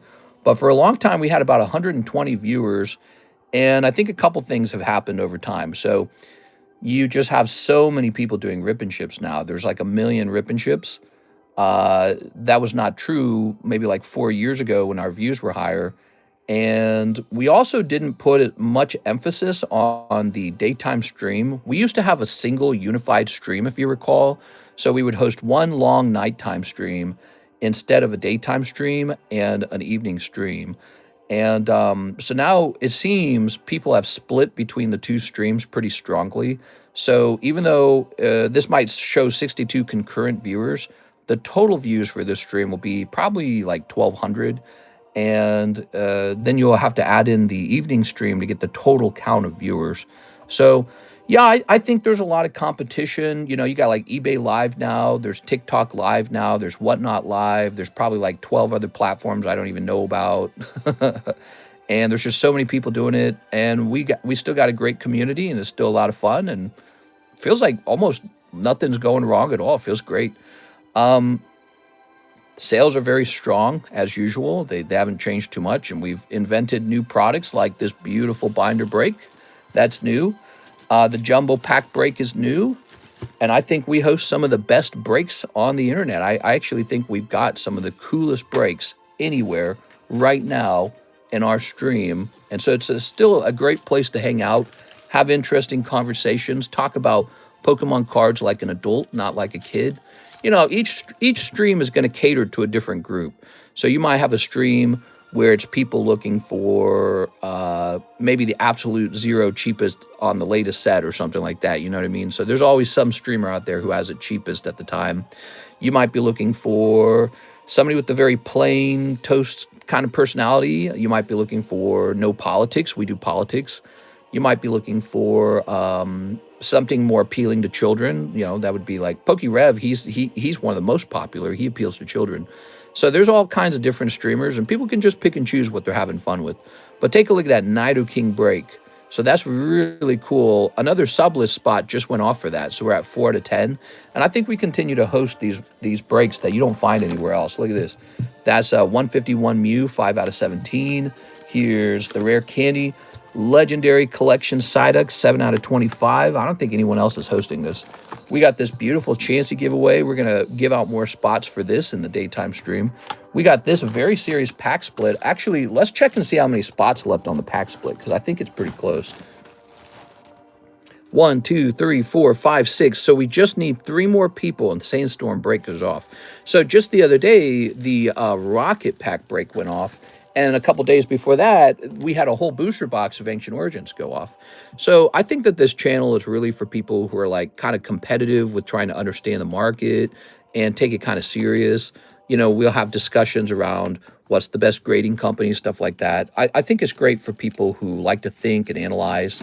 And really, it's more of like an adult Pokemon card channel. So that's what's happened is there's a much broader variety of streamers. People probably spread out a bit.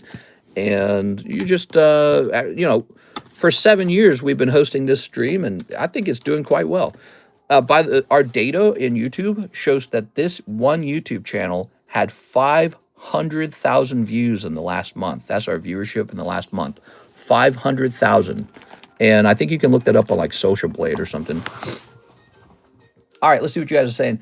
Mr. Read My Message, Jaded9, he says, would it be possible to do a break on the Snorlax? 25 entries, 6 ways. The Snorlax. Which Snorlax? Didn't we just put... You mean like the gym break? You must be talking about a different Snorlax. We are? I don't know which Snorlax you're talking about. All right. I applied to Stizzy. Want a discount? I want a discount, bro. Alex PSX says they're all trying to get Bitcoin. One person said they have a tip who the person is. They sent it to TMZ on who the suspect might be.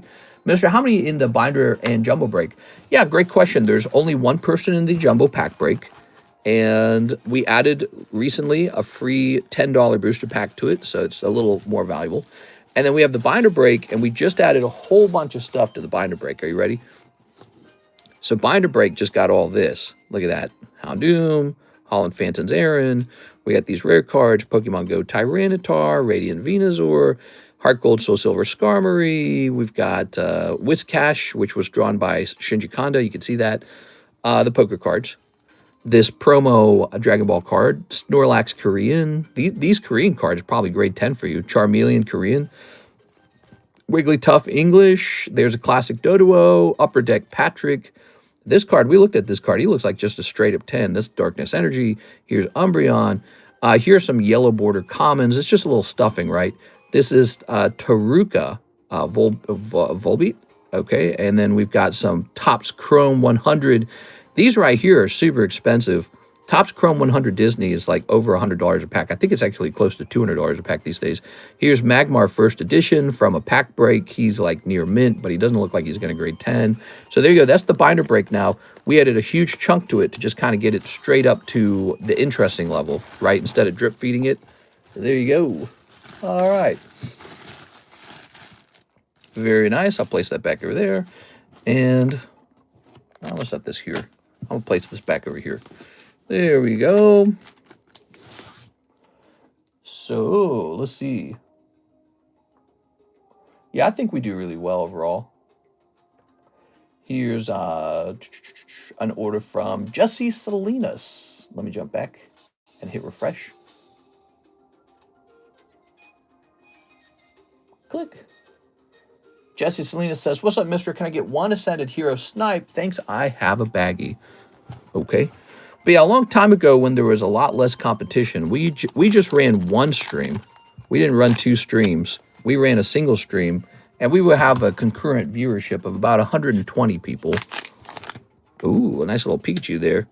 Here's Togekiss, Tepig, and Staraptor. Ooh. Okay. That is one pack of Ascended Heroes for Mr. Jesse. Thanks, Jesse. Appreciate it, man. Cute little Pikachu bonus there. Guess that Pikachu is a potential reverse holo or holo in the set then, huh? Set that there. Ugh. Mr. Read My Message. 25 entries, 6 ways. I'm not sure which Snorlax you're referring to. Mr. Jesse. Aha, very nice. All right. We'll pop this over here.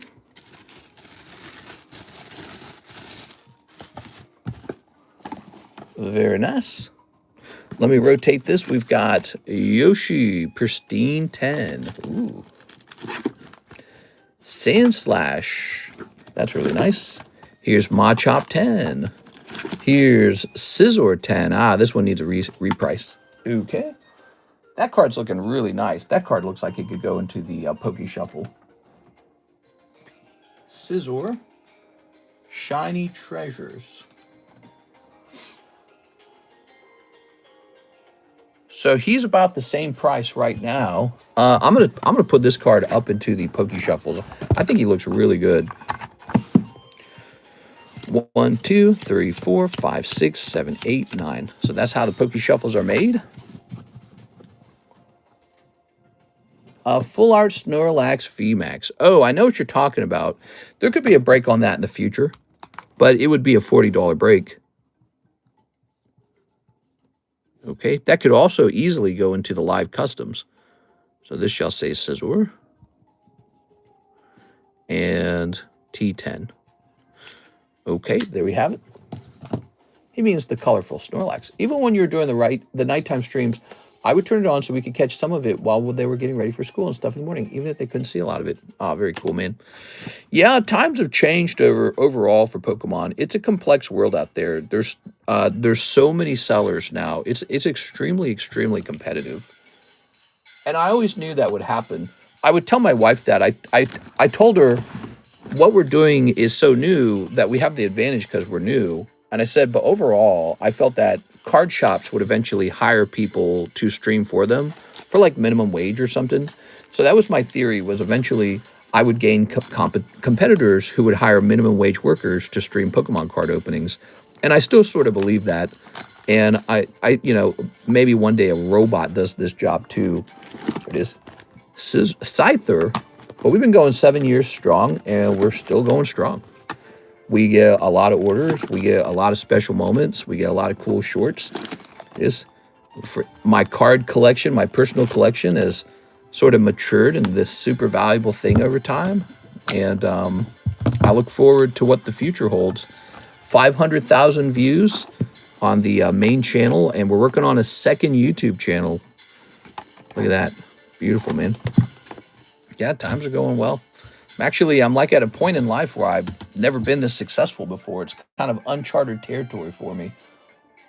I'm waiting for something bad to happen. It's like things can't be this good. It's illegal. All right. TMZ is trash, says J-Dog. Do you think stopping the late night streams caused a dip? You know what's interesting? The morning time stream definitely does not. It is not as successful as the nighttime stream. But here's what's fascinating. The sales are basically the same. So my sales have not dipped, even if some of the viewership has dipped. And I think our viewership would be better optimized if we began a stream at 8 p.m. So if we wanted the optimal views, we'd start at 8 p.m.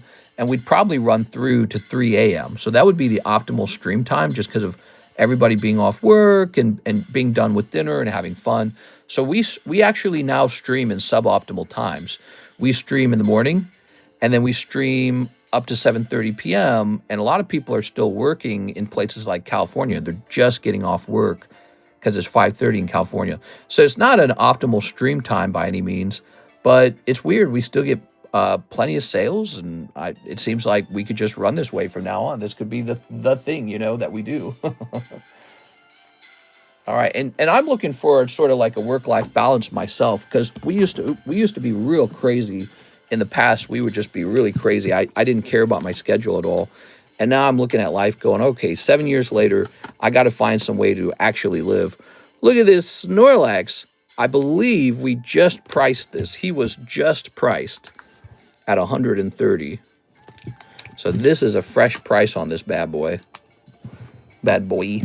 And then here is a beautiful Squovit Pristine. Oh, Pristine Squovit, huh? I'm going to leave him alone too. We're not going to lower this price. That's Pristine Squovit, right? See, just Tag has their Pristine grade.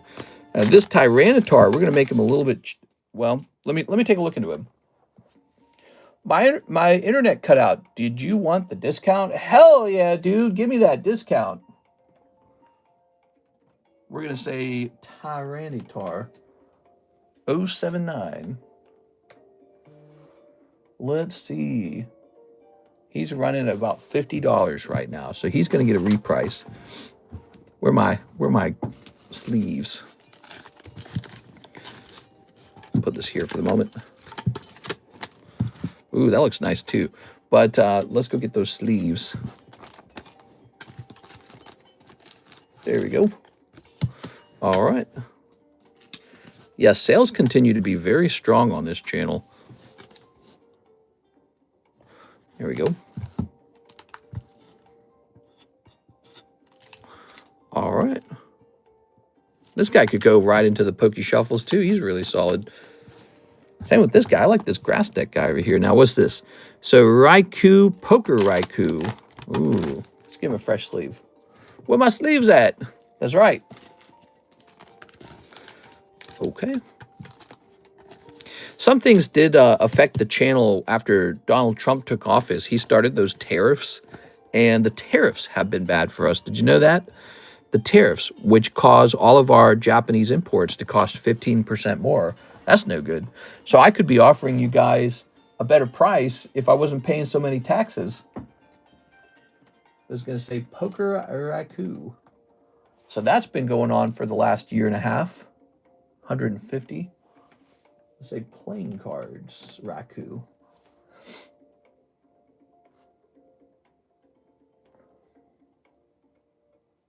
All right, so the regular silver version of this card is cheaper, about 90. But this is the deck part 2 version.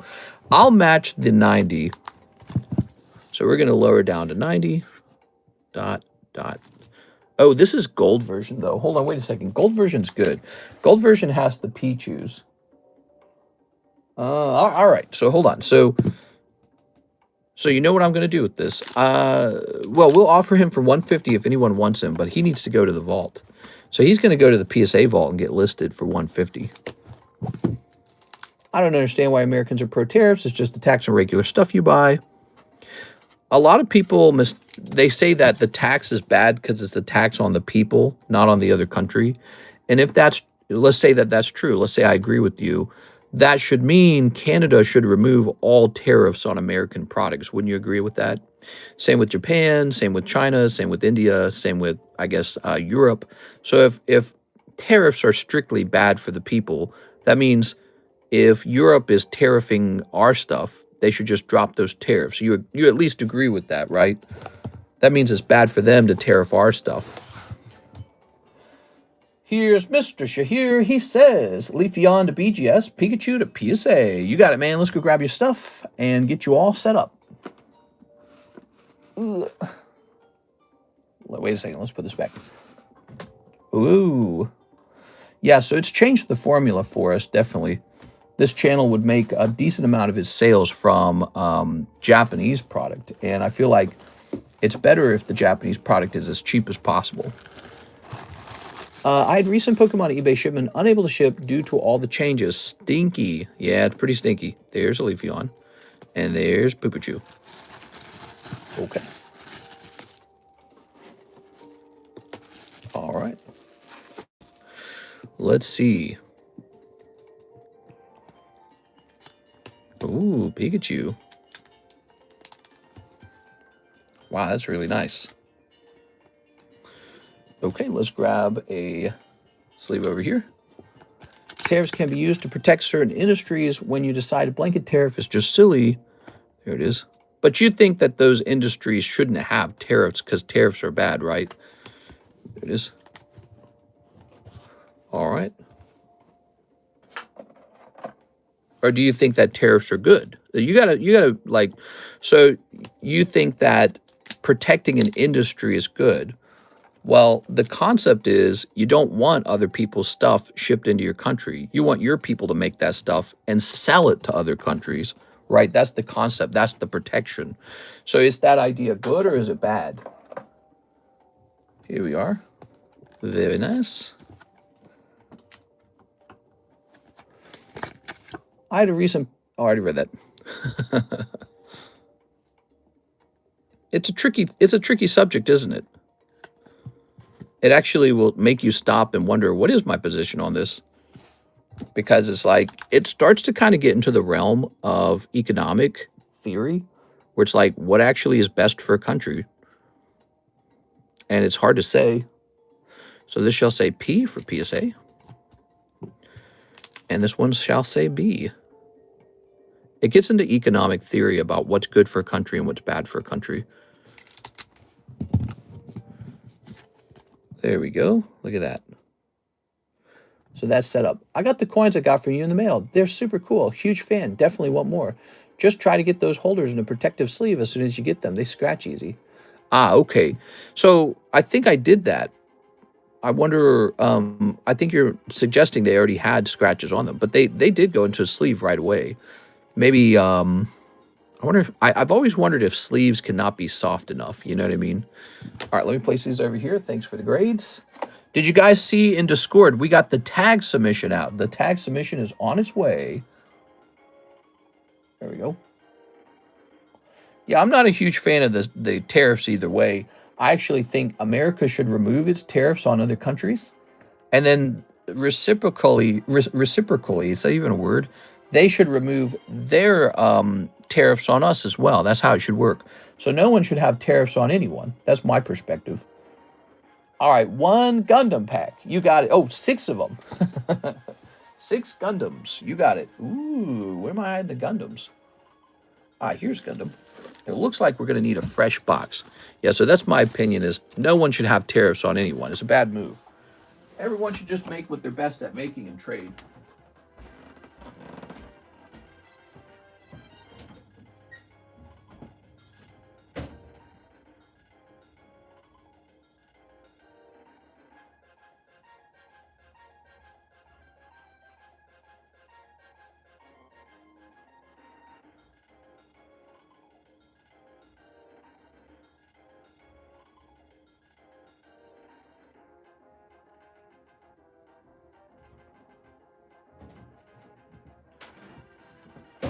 Oh, yeah.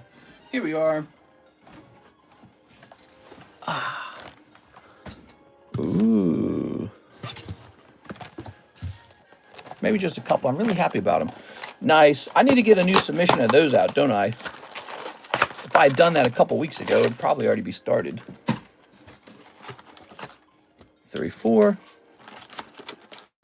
5, 6. All right. We had the USMCA, which I believe Trump helped negotiate. Then he decided he wanted to just say blank Canada, blank Europe.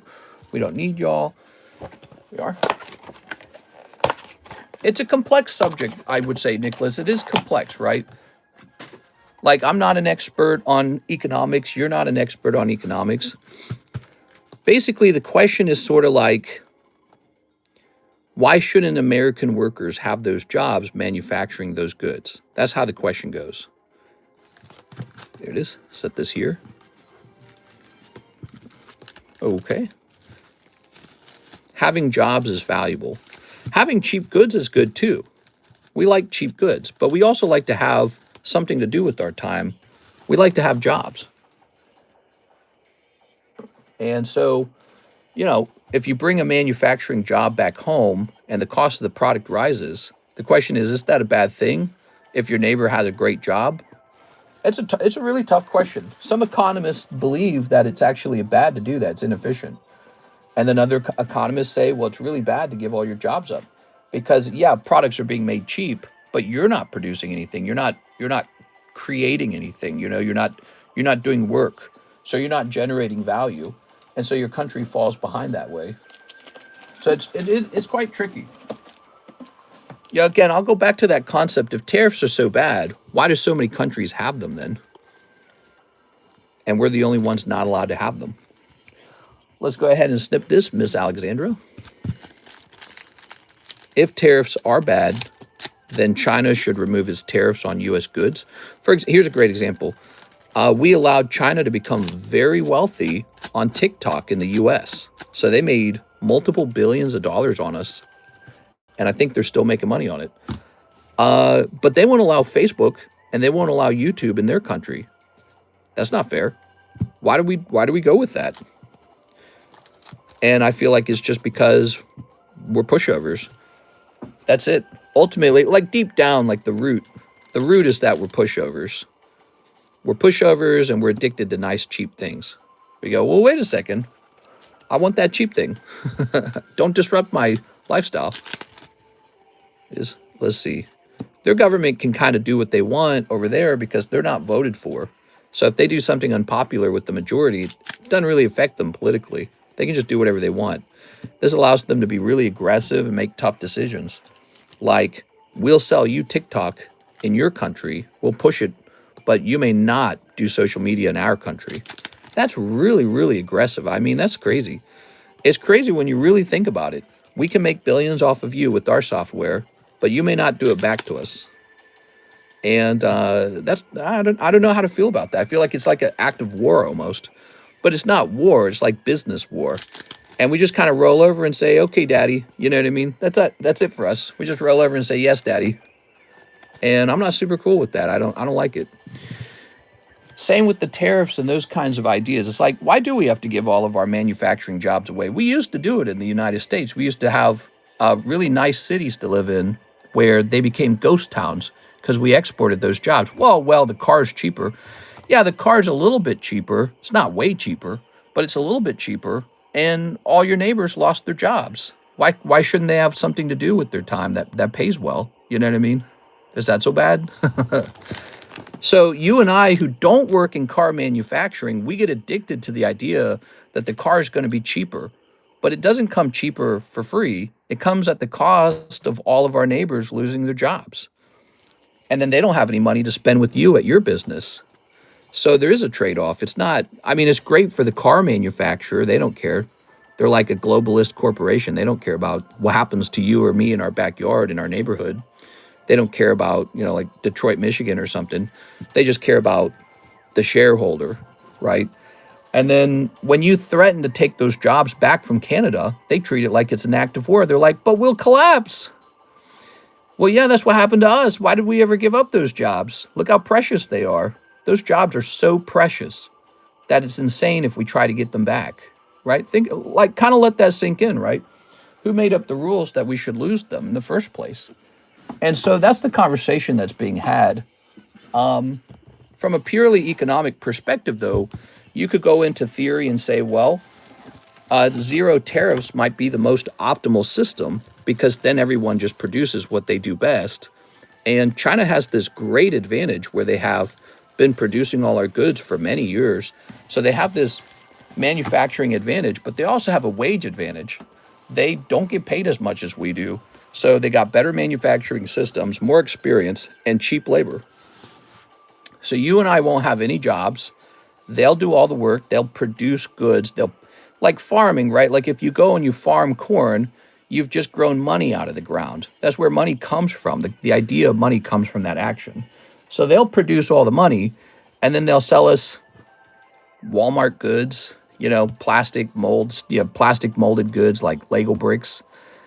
And then you and I would just be like, why are we so poor? I can't afford gold. Why am I so poor? I can't afford land. Who bought all the land? It's like China's buying up big chunks of land in the US. You can't afford anything real. You could buy Lego bricks. You could buy like a futon, but you can't buy anything real. And it's because you've lost at the game of economics, because you sort of just assumed certain things that are going in your ear is correct or something. That's the ultimate. Is speech 100, just like Skyrim. Skyrim, you win. You get better prices if you have speech 100. Everything is just speech 100. Look at that beautiful Squobit, man.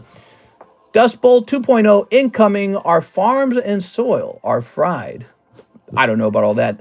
All of the car bosses are still making tons of money.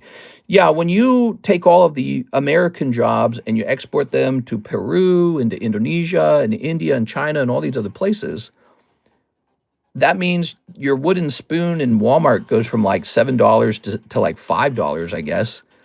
And nobody has any jobs now. There's no jobs now. And there is one person who gets very wealthy in this scenario, Walmart. Walmart makes all the money from that. They produce a spoon in China for about a nickel, and then it's about $2 of expenses by the time it's in their store. And then they sell it to you for $6, and it's like this 300% markup. And you pay for it because you're like, oh, wow, this wooden spoon's only $6? That's so cheap. It's not a good deal at all. You're actually being insanely ripped off because you don't understand how cheap the spoon is. And there's no manufacturing jobs in the U.S. So everyone's like, where should I work? You can get a job at Walmart selling the wooden spoons. That's all you get to do now. You get to work at the retail shops importing these goods from across the world. That's most people are working those jobs now. Those are the jobs. And it's just terrible. And the Walmart executives and the Walmart shareholder and the Walmart CEOs, they're getting insanely wealthy in this example. They're getting so rich. So the question is, what do we do about that? Americans can't compete with Indonesians. They're cheap. They don't have a similar quality of life that we do, so their labor is very cheap. How do we compete with that? It seems like we can't compete with that. That's the bottom line. So the question is, what do we do to allow there to be a pathway for wealth and success for the average American? Like, what's the strategy? Maybe we should be training people how to import goods from Indonesia. Maybe that's the trick. Maybe we don't allow imports from Indonesia. That could be a trick. Who knows? It's hard to say. It's hard to say because importing goods from Indonesia and opening up a factory in Indonesia is not what you're being taught in school. But it is one of the most valuable pieces of knowledge in the world, is how to manufacture goods for people working for, $3 an hour in Indonesia, import goods from Indonesia into America, and then mark it up by 300%. That's one of the most valuable skills in America, and not a single school is teaching that right now. Either they don't want you to know, or they're so stupid they just don't know to teach it. They don't know that that's where the money is. So there's a real problem going on, and Americans are going, I can't live the American dream. I can't afford a home. I can't afford my health care. I can't afford anything. And they can't figure out what happened. Well, there's no good jobs, and you don't know how to make money. That's it. Let me show you something. I'm selling these. So I'm selling this thing. I have this. This is actually manufactured in China for me. I had to give them the dimensions of the SGC slab and tell them what I wanted. And they sent me demos. We experimented with different designs. Then we finally agreed on a design. And then I imported a large amount of them at a low cost only because I'm buying so many of them. And now I sell these on eBay, and a couple sell every day. So I got something manufactured and I sell it for a profit. And if I just did this with like 2,000 different items, 2,000 different types of products, I'd have a whole business. I'd be like Walmart. I'd be like Target, except maybe for card supplies. The company that brings this stuff in. So there's a company that imports these. You think they have Americans make them? No. The owner of this company learned how to manufacture these in China, and now he sells them at a profit in America. So that's one of the most valuable skills in the world, is to just learn how to do that. And Americans just aren't learning how to do that. Instead, you work at Walmart and then you pay me money to give you these penny sleeves. That's it. And Walmart's a total ripoff. Walmart's like, we're not going to pay you anything, even though we sell products at a 300% markup. That's what Walmart does because they know you're ignorant. They know you don't know how to get those products straight from China. They know you're going to go into your local Walmart and buy it there. And companies like Temu try to take advantage of that. Temu says, okay, you can skip Amazon, you can skip Walmart, buy it straight from us, we'll ship it. So that's why that system exists. That's why Temu makes money. How do I learn how to do that, says Face Eater? You have to educate yourself. And that kind of brings up a whole subject of education. What is education? If I'm reading Shakespeare, to be or not to be, am I now educated? Who's the more educated person? The person who learned how to manufacture goods in China and import them into the United States for a 300% markup? Or the guy who knows some stupid lines in Shakespeare? Come on, it's really obvious. But when you go to college, they make you take Shakespeare. They make you pay thousands of dollars to take Shakespeare. Because like everything else in America, it's just a shakedown. The college education was a shakedown. They didn't actually teach me how to get rich. They just taught me something I could have read for free on my own time if I was interested in it. You know what I'm saying? So that's education today. Education is just a shakedown on stupid people. I was a stupid people. I learned Shakespeare in school. I didn't have to. I learned a whole bunch of stuff I didn't need to know. Like when I was a kid, I read the Odyssey and the Iliad. In my bed, I read it for free. And then I went to college and I took like ancient, it was called ancient literature. And I read, guess what? The Odyssey and the Iliad all over again. And it was just pointless. And I paid thousands of dollars to do that. And then it got marked down on my degree. Like, oh yeah, he finished this. Pointless. And I'm still paying that debt off. Of course, I could pay the debt off very quickly, but I don't because it's a low interest rate. So it would be better off to do something else with that money. But there you have it. It's a shakedown. You're just being, speech 100. The school used speech 100 on us all, and it worked. Some people got really useful degrees, but even they might have taken a bunch of useless classes that they were required to take. People want manufacturing in America until the price goes up. You're right. Well, you have to convince Americans that, yes, now the spoon costs $12, but your neighbor has a job. He owns a spoon manufacturing facility, or he operates it or is a manager there. So your neighbor has a job in manufacturing, and he produces a good, and the good isn't as cheap as if some near slave in Indonesia made it, in a sweatshop. But your neighbor now has an income, and he can buy stuff from you. So that becomes a question. Is that a better system? Or is it a better system to have no tariffs and to find the cheapest labor in the world and have everything produced there? That is a subject of economics. It's like an academic subject. Some people believe in the economic protectionism. For example, Canada doesn't let us send them milk for cheap, even though we produce it better than they do. We produce tons of milk really cheap, but they tariff it like crazy. They say, no, we want our farmers to have a job. We don't want them to go out of business. We want them to be productive and raise cattle and make milk and sell it. So they do a big tariff on our milk, even though we produce it better than they do because we just got more of it or something. I don't know. So that's what it's all about. And so it's an academic subject, and you have to argue what's better, one system or another. Trump's kind of like Bernie Sanders. He's actually into something called economic protectionism. That's what it's called. It's called economic protectionism. And people who want the other system, they believe in free markets. So it's like they want no tariffs, lots of trade. And we don't know which system's 100% better. Like you could argue America made more money with no tariffs. But where did that money go? Well, the money just went to the Walmart family. So it's like, okay, so the Walmart family became trillionaires. Is that good for America? Like, what's the better system? And we don't know. It's just being debated and experimented on. Here is Michael Pettiford. He says, KU Harry Potter. Thanks, man. If you guys are enjoying the show, let me know by smashing that like button. If you've never placed an order, give it a try. All right, the entertainment here is brought to you guys by you guys. When you open up a booster pack or purchase a slab or live customs or pokey shuffles, that's the entertainment. And your generous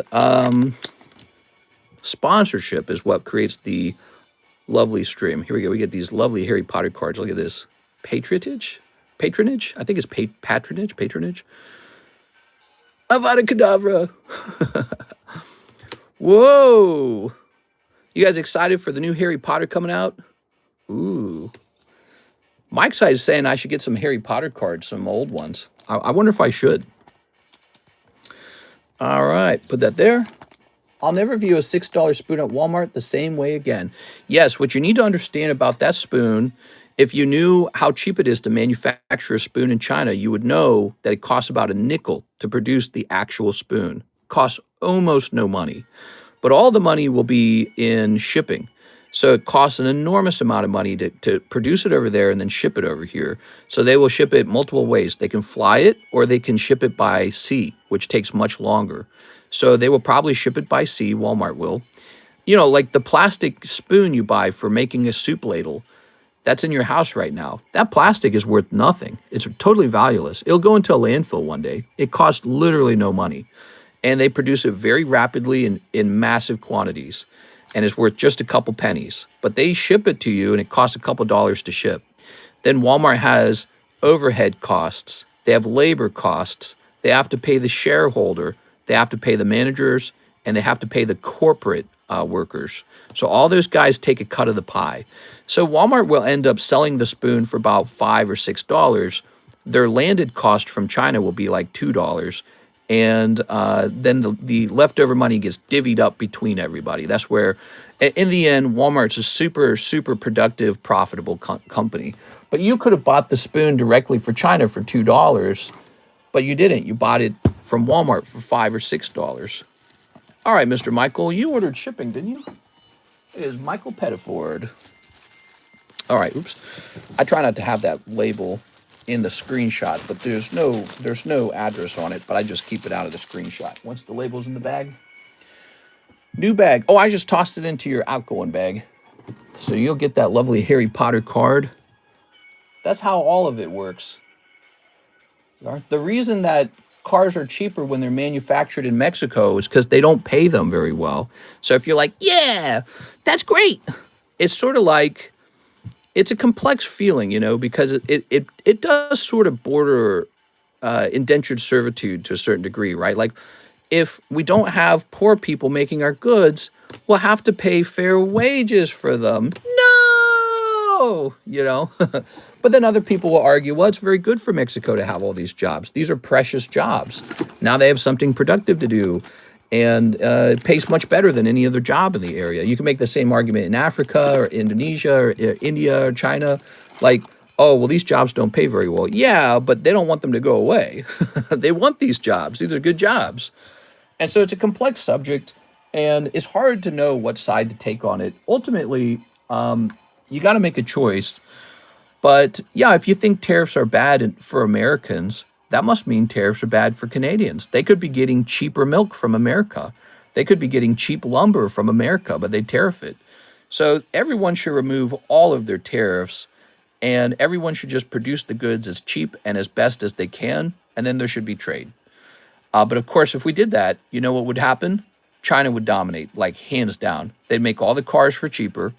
Every American would lose their car job. There'd be no more car jobs because China will make their BYD cars very cheaply, and you'll get a cheaper car and I'll get a cheaper car, and our neighbors will be jobless. And then those guys won't spend any local money in our local economy.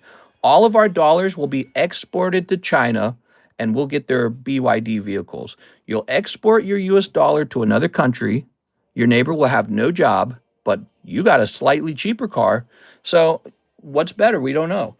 And that's the conversation. It's very fun to have those conversations. That's why my name is TheCardconomist. I love talking about the economy.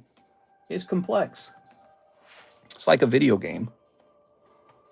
You have to weigh the pros and cons. So here's a Lugia for $40. All right, so he's correct at 40. And I believe the Tifa has been recently priced. Here we go. So he's up to date. You have to weigh the pros and the cons and decide what's best. Let me tell you what the Walmart family wants. They definitely want no tariffs because they're the ones who benefit from it more than anyone else. And the people who are going to lose their jobs because they get exported overseas, they want it the least. So those are some of the, the people invested in these decisions. I'll never view a $6 spoon at Walmart again the same way again. Let me take a picture of these beautiful slabs here. We got some beautiful slabs. I'm surprised that Umbreon's still on the table. That's a really good one. Yeah. All right. So he probably won't last. That's Umbreon with the U, Magneton, Lugia, Tifa with the T, Weedle with the W. I can understand why Weedle maybe hasn't sold. He's Weedle. Okay. And these two come down, Magneton and Lugia. What do you guys think about all that stuff? Do you guys find this conversation boring, or do you find it interesting? You see, that's the thing. If it's too boring, I think people will click away. They'll say, you know what? Maybe I don't want to talk about all this. Maybe I just want him to pull Pokemon cards and scream. Here we are. Ooh. Yeah, American schools don't teach people how to do any of this, and it's kind of crazy because this is what makes people a lot of money. Here's Shuppet. We have an order from Mr. Edgar Gonzalez taking another spot in the Sandstorm. 2 spots remain on the Sandstorm pack break. Here you go. All right.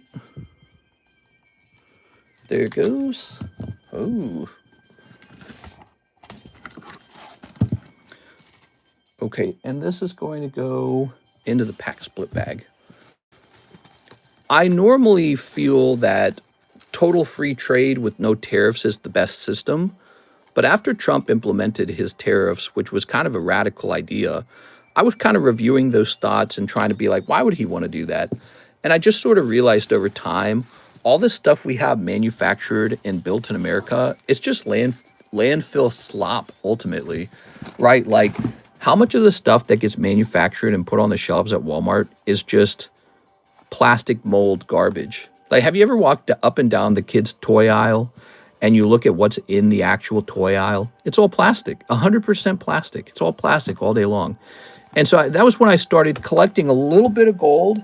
Where's my gold? Let me show off my gold. So I started collecting a little bit of gold, which is what China buys. Did you know that? So the Chinese government, which is not democratically elected, they have all of their people working and they manipulate the currency to steal money away from their own people. What do they buy with that money? They buy gold. So I started buying a little more gold when the trade war started because I realized you'll never find gold in a landfill. This is the kind of stuff that will never intentionally be put into a landfill. That's how you know it actually does have value. If you're buying something from Walmart that you know is going to go into a landfill, that's how you know you're buying the plastic slop, the garbage. And people sell you garbage so that they can turn around and buy real value like gold or land, right? They're not manufacturing land in China and selling it to you. They're manufacturing fake plastic slop that you will throw away.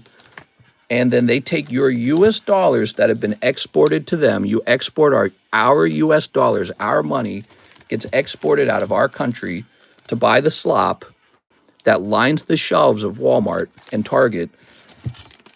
Our dollars get exported for that. And then they use that money to do what? Buy gold. They buy gold. They buy other valuable things too, like companies. So they buy companies, they buy gold. I'm sure they buy silver.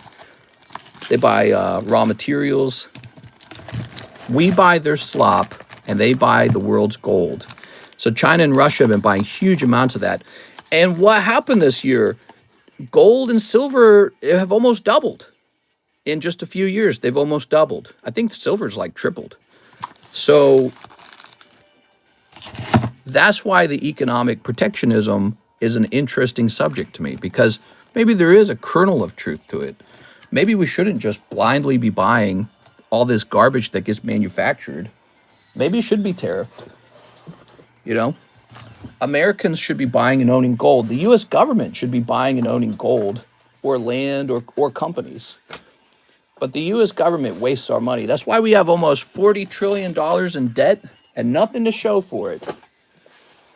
$40 trillion in debt and nothing to show for it. What do we have with all that debt? Can anyone tell me? Point to the thing that you and I got as Americans for going into that debt. You can't. It doesn't exist. It doesn't exist. They wasted it. So you and I inherit a debt because the people who ran the country before us wasted all our money at the tune of 40 trillion. How insane is that? So these are all subjects I'm very aware of. I think about them all the time, and they're on my mind all the time. You know, they inform my opinion on subjects. Here's Shop It from Hidden Fates. All right, let's see. So we're going to say Hidden Fates, Shop It. I feel like this is another card. Oh, Hidden Legends. I feel like this is another card that probably ought to go to the vault. Yeah, so this one's not even for sale online. This should definitely go to the vault. What a lovely card. I did buy Pokemon cards with the Stimmy checks, if that counts. Nice. I think Pokemon cards count as like art and collectibles. They're pretty cool. I kind of put them in a similar category to collecting like nice looking coins. Like here, you're not going to find any of these in a landfill either, are you? You're not going to find, no one's tossing these in a landfill. That's how you know they have real value. And the value is cultural, it's nostalgic, it's art. But you'll find a lot of other things that you buy from Walmart in a landfill down the road. It won't take very long. So you know it's a consumable, it's trash. You're buying trash and exporting dollars. And those dollars are used to buy gold, not trash. So we buy their trash. They don't buy anything but gold from us. Really, really, really bad system. That's a very bad system where they get rich and we get poor. And if you challenge that system, I guess it's a political problem. You know what I mean? It's like, and that's the problem with Trump is he's so disliked for his personality. He's a very, very, he's got a horrible personality. He just does. There's no doubt about it. But we are becoming less wealthy as a country over time. We really are. It's a real problem. Here we go. That goes up in there. All right. My ex throws my cards in the landfill. No! Stimmy checks, days we ended up getting a house. Crazy times. 20 plus offers on every house we looked at. Yeah, that was crazy time. Gold is for boomers. We buy Pokemon cards now, mister. I always have a little bit of gold, though. I have a little bit of gold, a little bit of silver. I think that it's worth it. I mean, my gold has done well. Gold is up. Look at this. Here's a little bit of silver, too. Beautiful. This is available for slab away or trade. Big silver coin. This is not my only silver coin. I got a couple silvers. But, yep. Got some big silver coins, man. Let's see. One thing I don't get is why America allows companies to be sold to sovereign wealth funds like EA. Yeah, but that went to what? Like the Middle East? Maybe those guys will be Chad and they'll actually do something nice with the video games. I say sell it to them. I'm glad they have it. Good for them. Video games are... Let's sell Hollywood to the Middle East next. I don't mind. We should sell Hollywood to Saudi Arabia, UAE, and Qatar because they'll probably make something nice out of it. Because we don't make anything nice anymore. Paying for other countries' healthcare, says Shiny Cardboard. You're right. He's right. We subsidize other countries in various ways, including allowing those countries to not have to build a military against worldwide aggression because they feel America will just protect them. So that is called war socialism, and it's outrageous, and we shouldn't do it. Maybe that's been the current world order. I don't know. But I actually don't think that that's sustainable or good for us. All right, we're having all these great conversations, by the way. But it is 1:25 p.m. and the weather is perfect outside.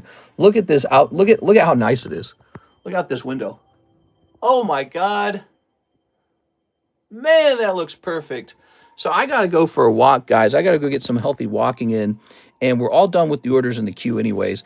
If you guys had a great time, you got to smash that subscribe button. If you have a friend who likes to open cards, if you bring them in here, maybe the brakes move a little bit faster. So bring a friend in. I'm going to go take a break. I'm going to go take a walk. And we'll be back on for the evening stream. The evening stream. So I'll see you guys there, okay? Maybe something cool will arrive in the mail. All right, so I'll go get a little break and be back in a couple hours, guys. So you guys have a nice... Oh, wait. Before we go, where's that Chansey? We got to get that Chansey out a little bit. So this is the Javier donation. I bet you when I started saying goodbye, some people left already. Yeah, look, we're at 45. So let me hit refresh. Type in Javier right now. Let's give out a couple spots here. Also, I'm going to put Miss Alexandra in here. She was like the big buyer today. Thanks, Miss Alexandra. All right, very nice. We've got shiny cardboard going in. We'll probably finish this off tonight.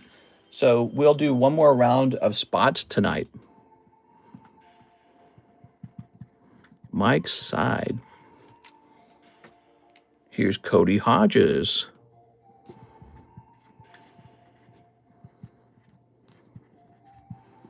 And number 15. Here's Mr. Russ. All right, Mr. Russ. Nice. All right, so we got 5 spots left to hand out. We'll hand them out tonight. So be there for the evening stream. Thank you so much, guys, and thank you for all the likes. We got so many likes. You guys are really generous.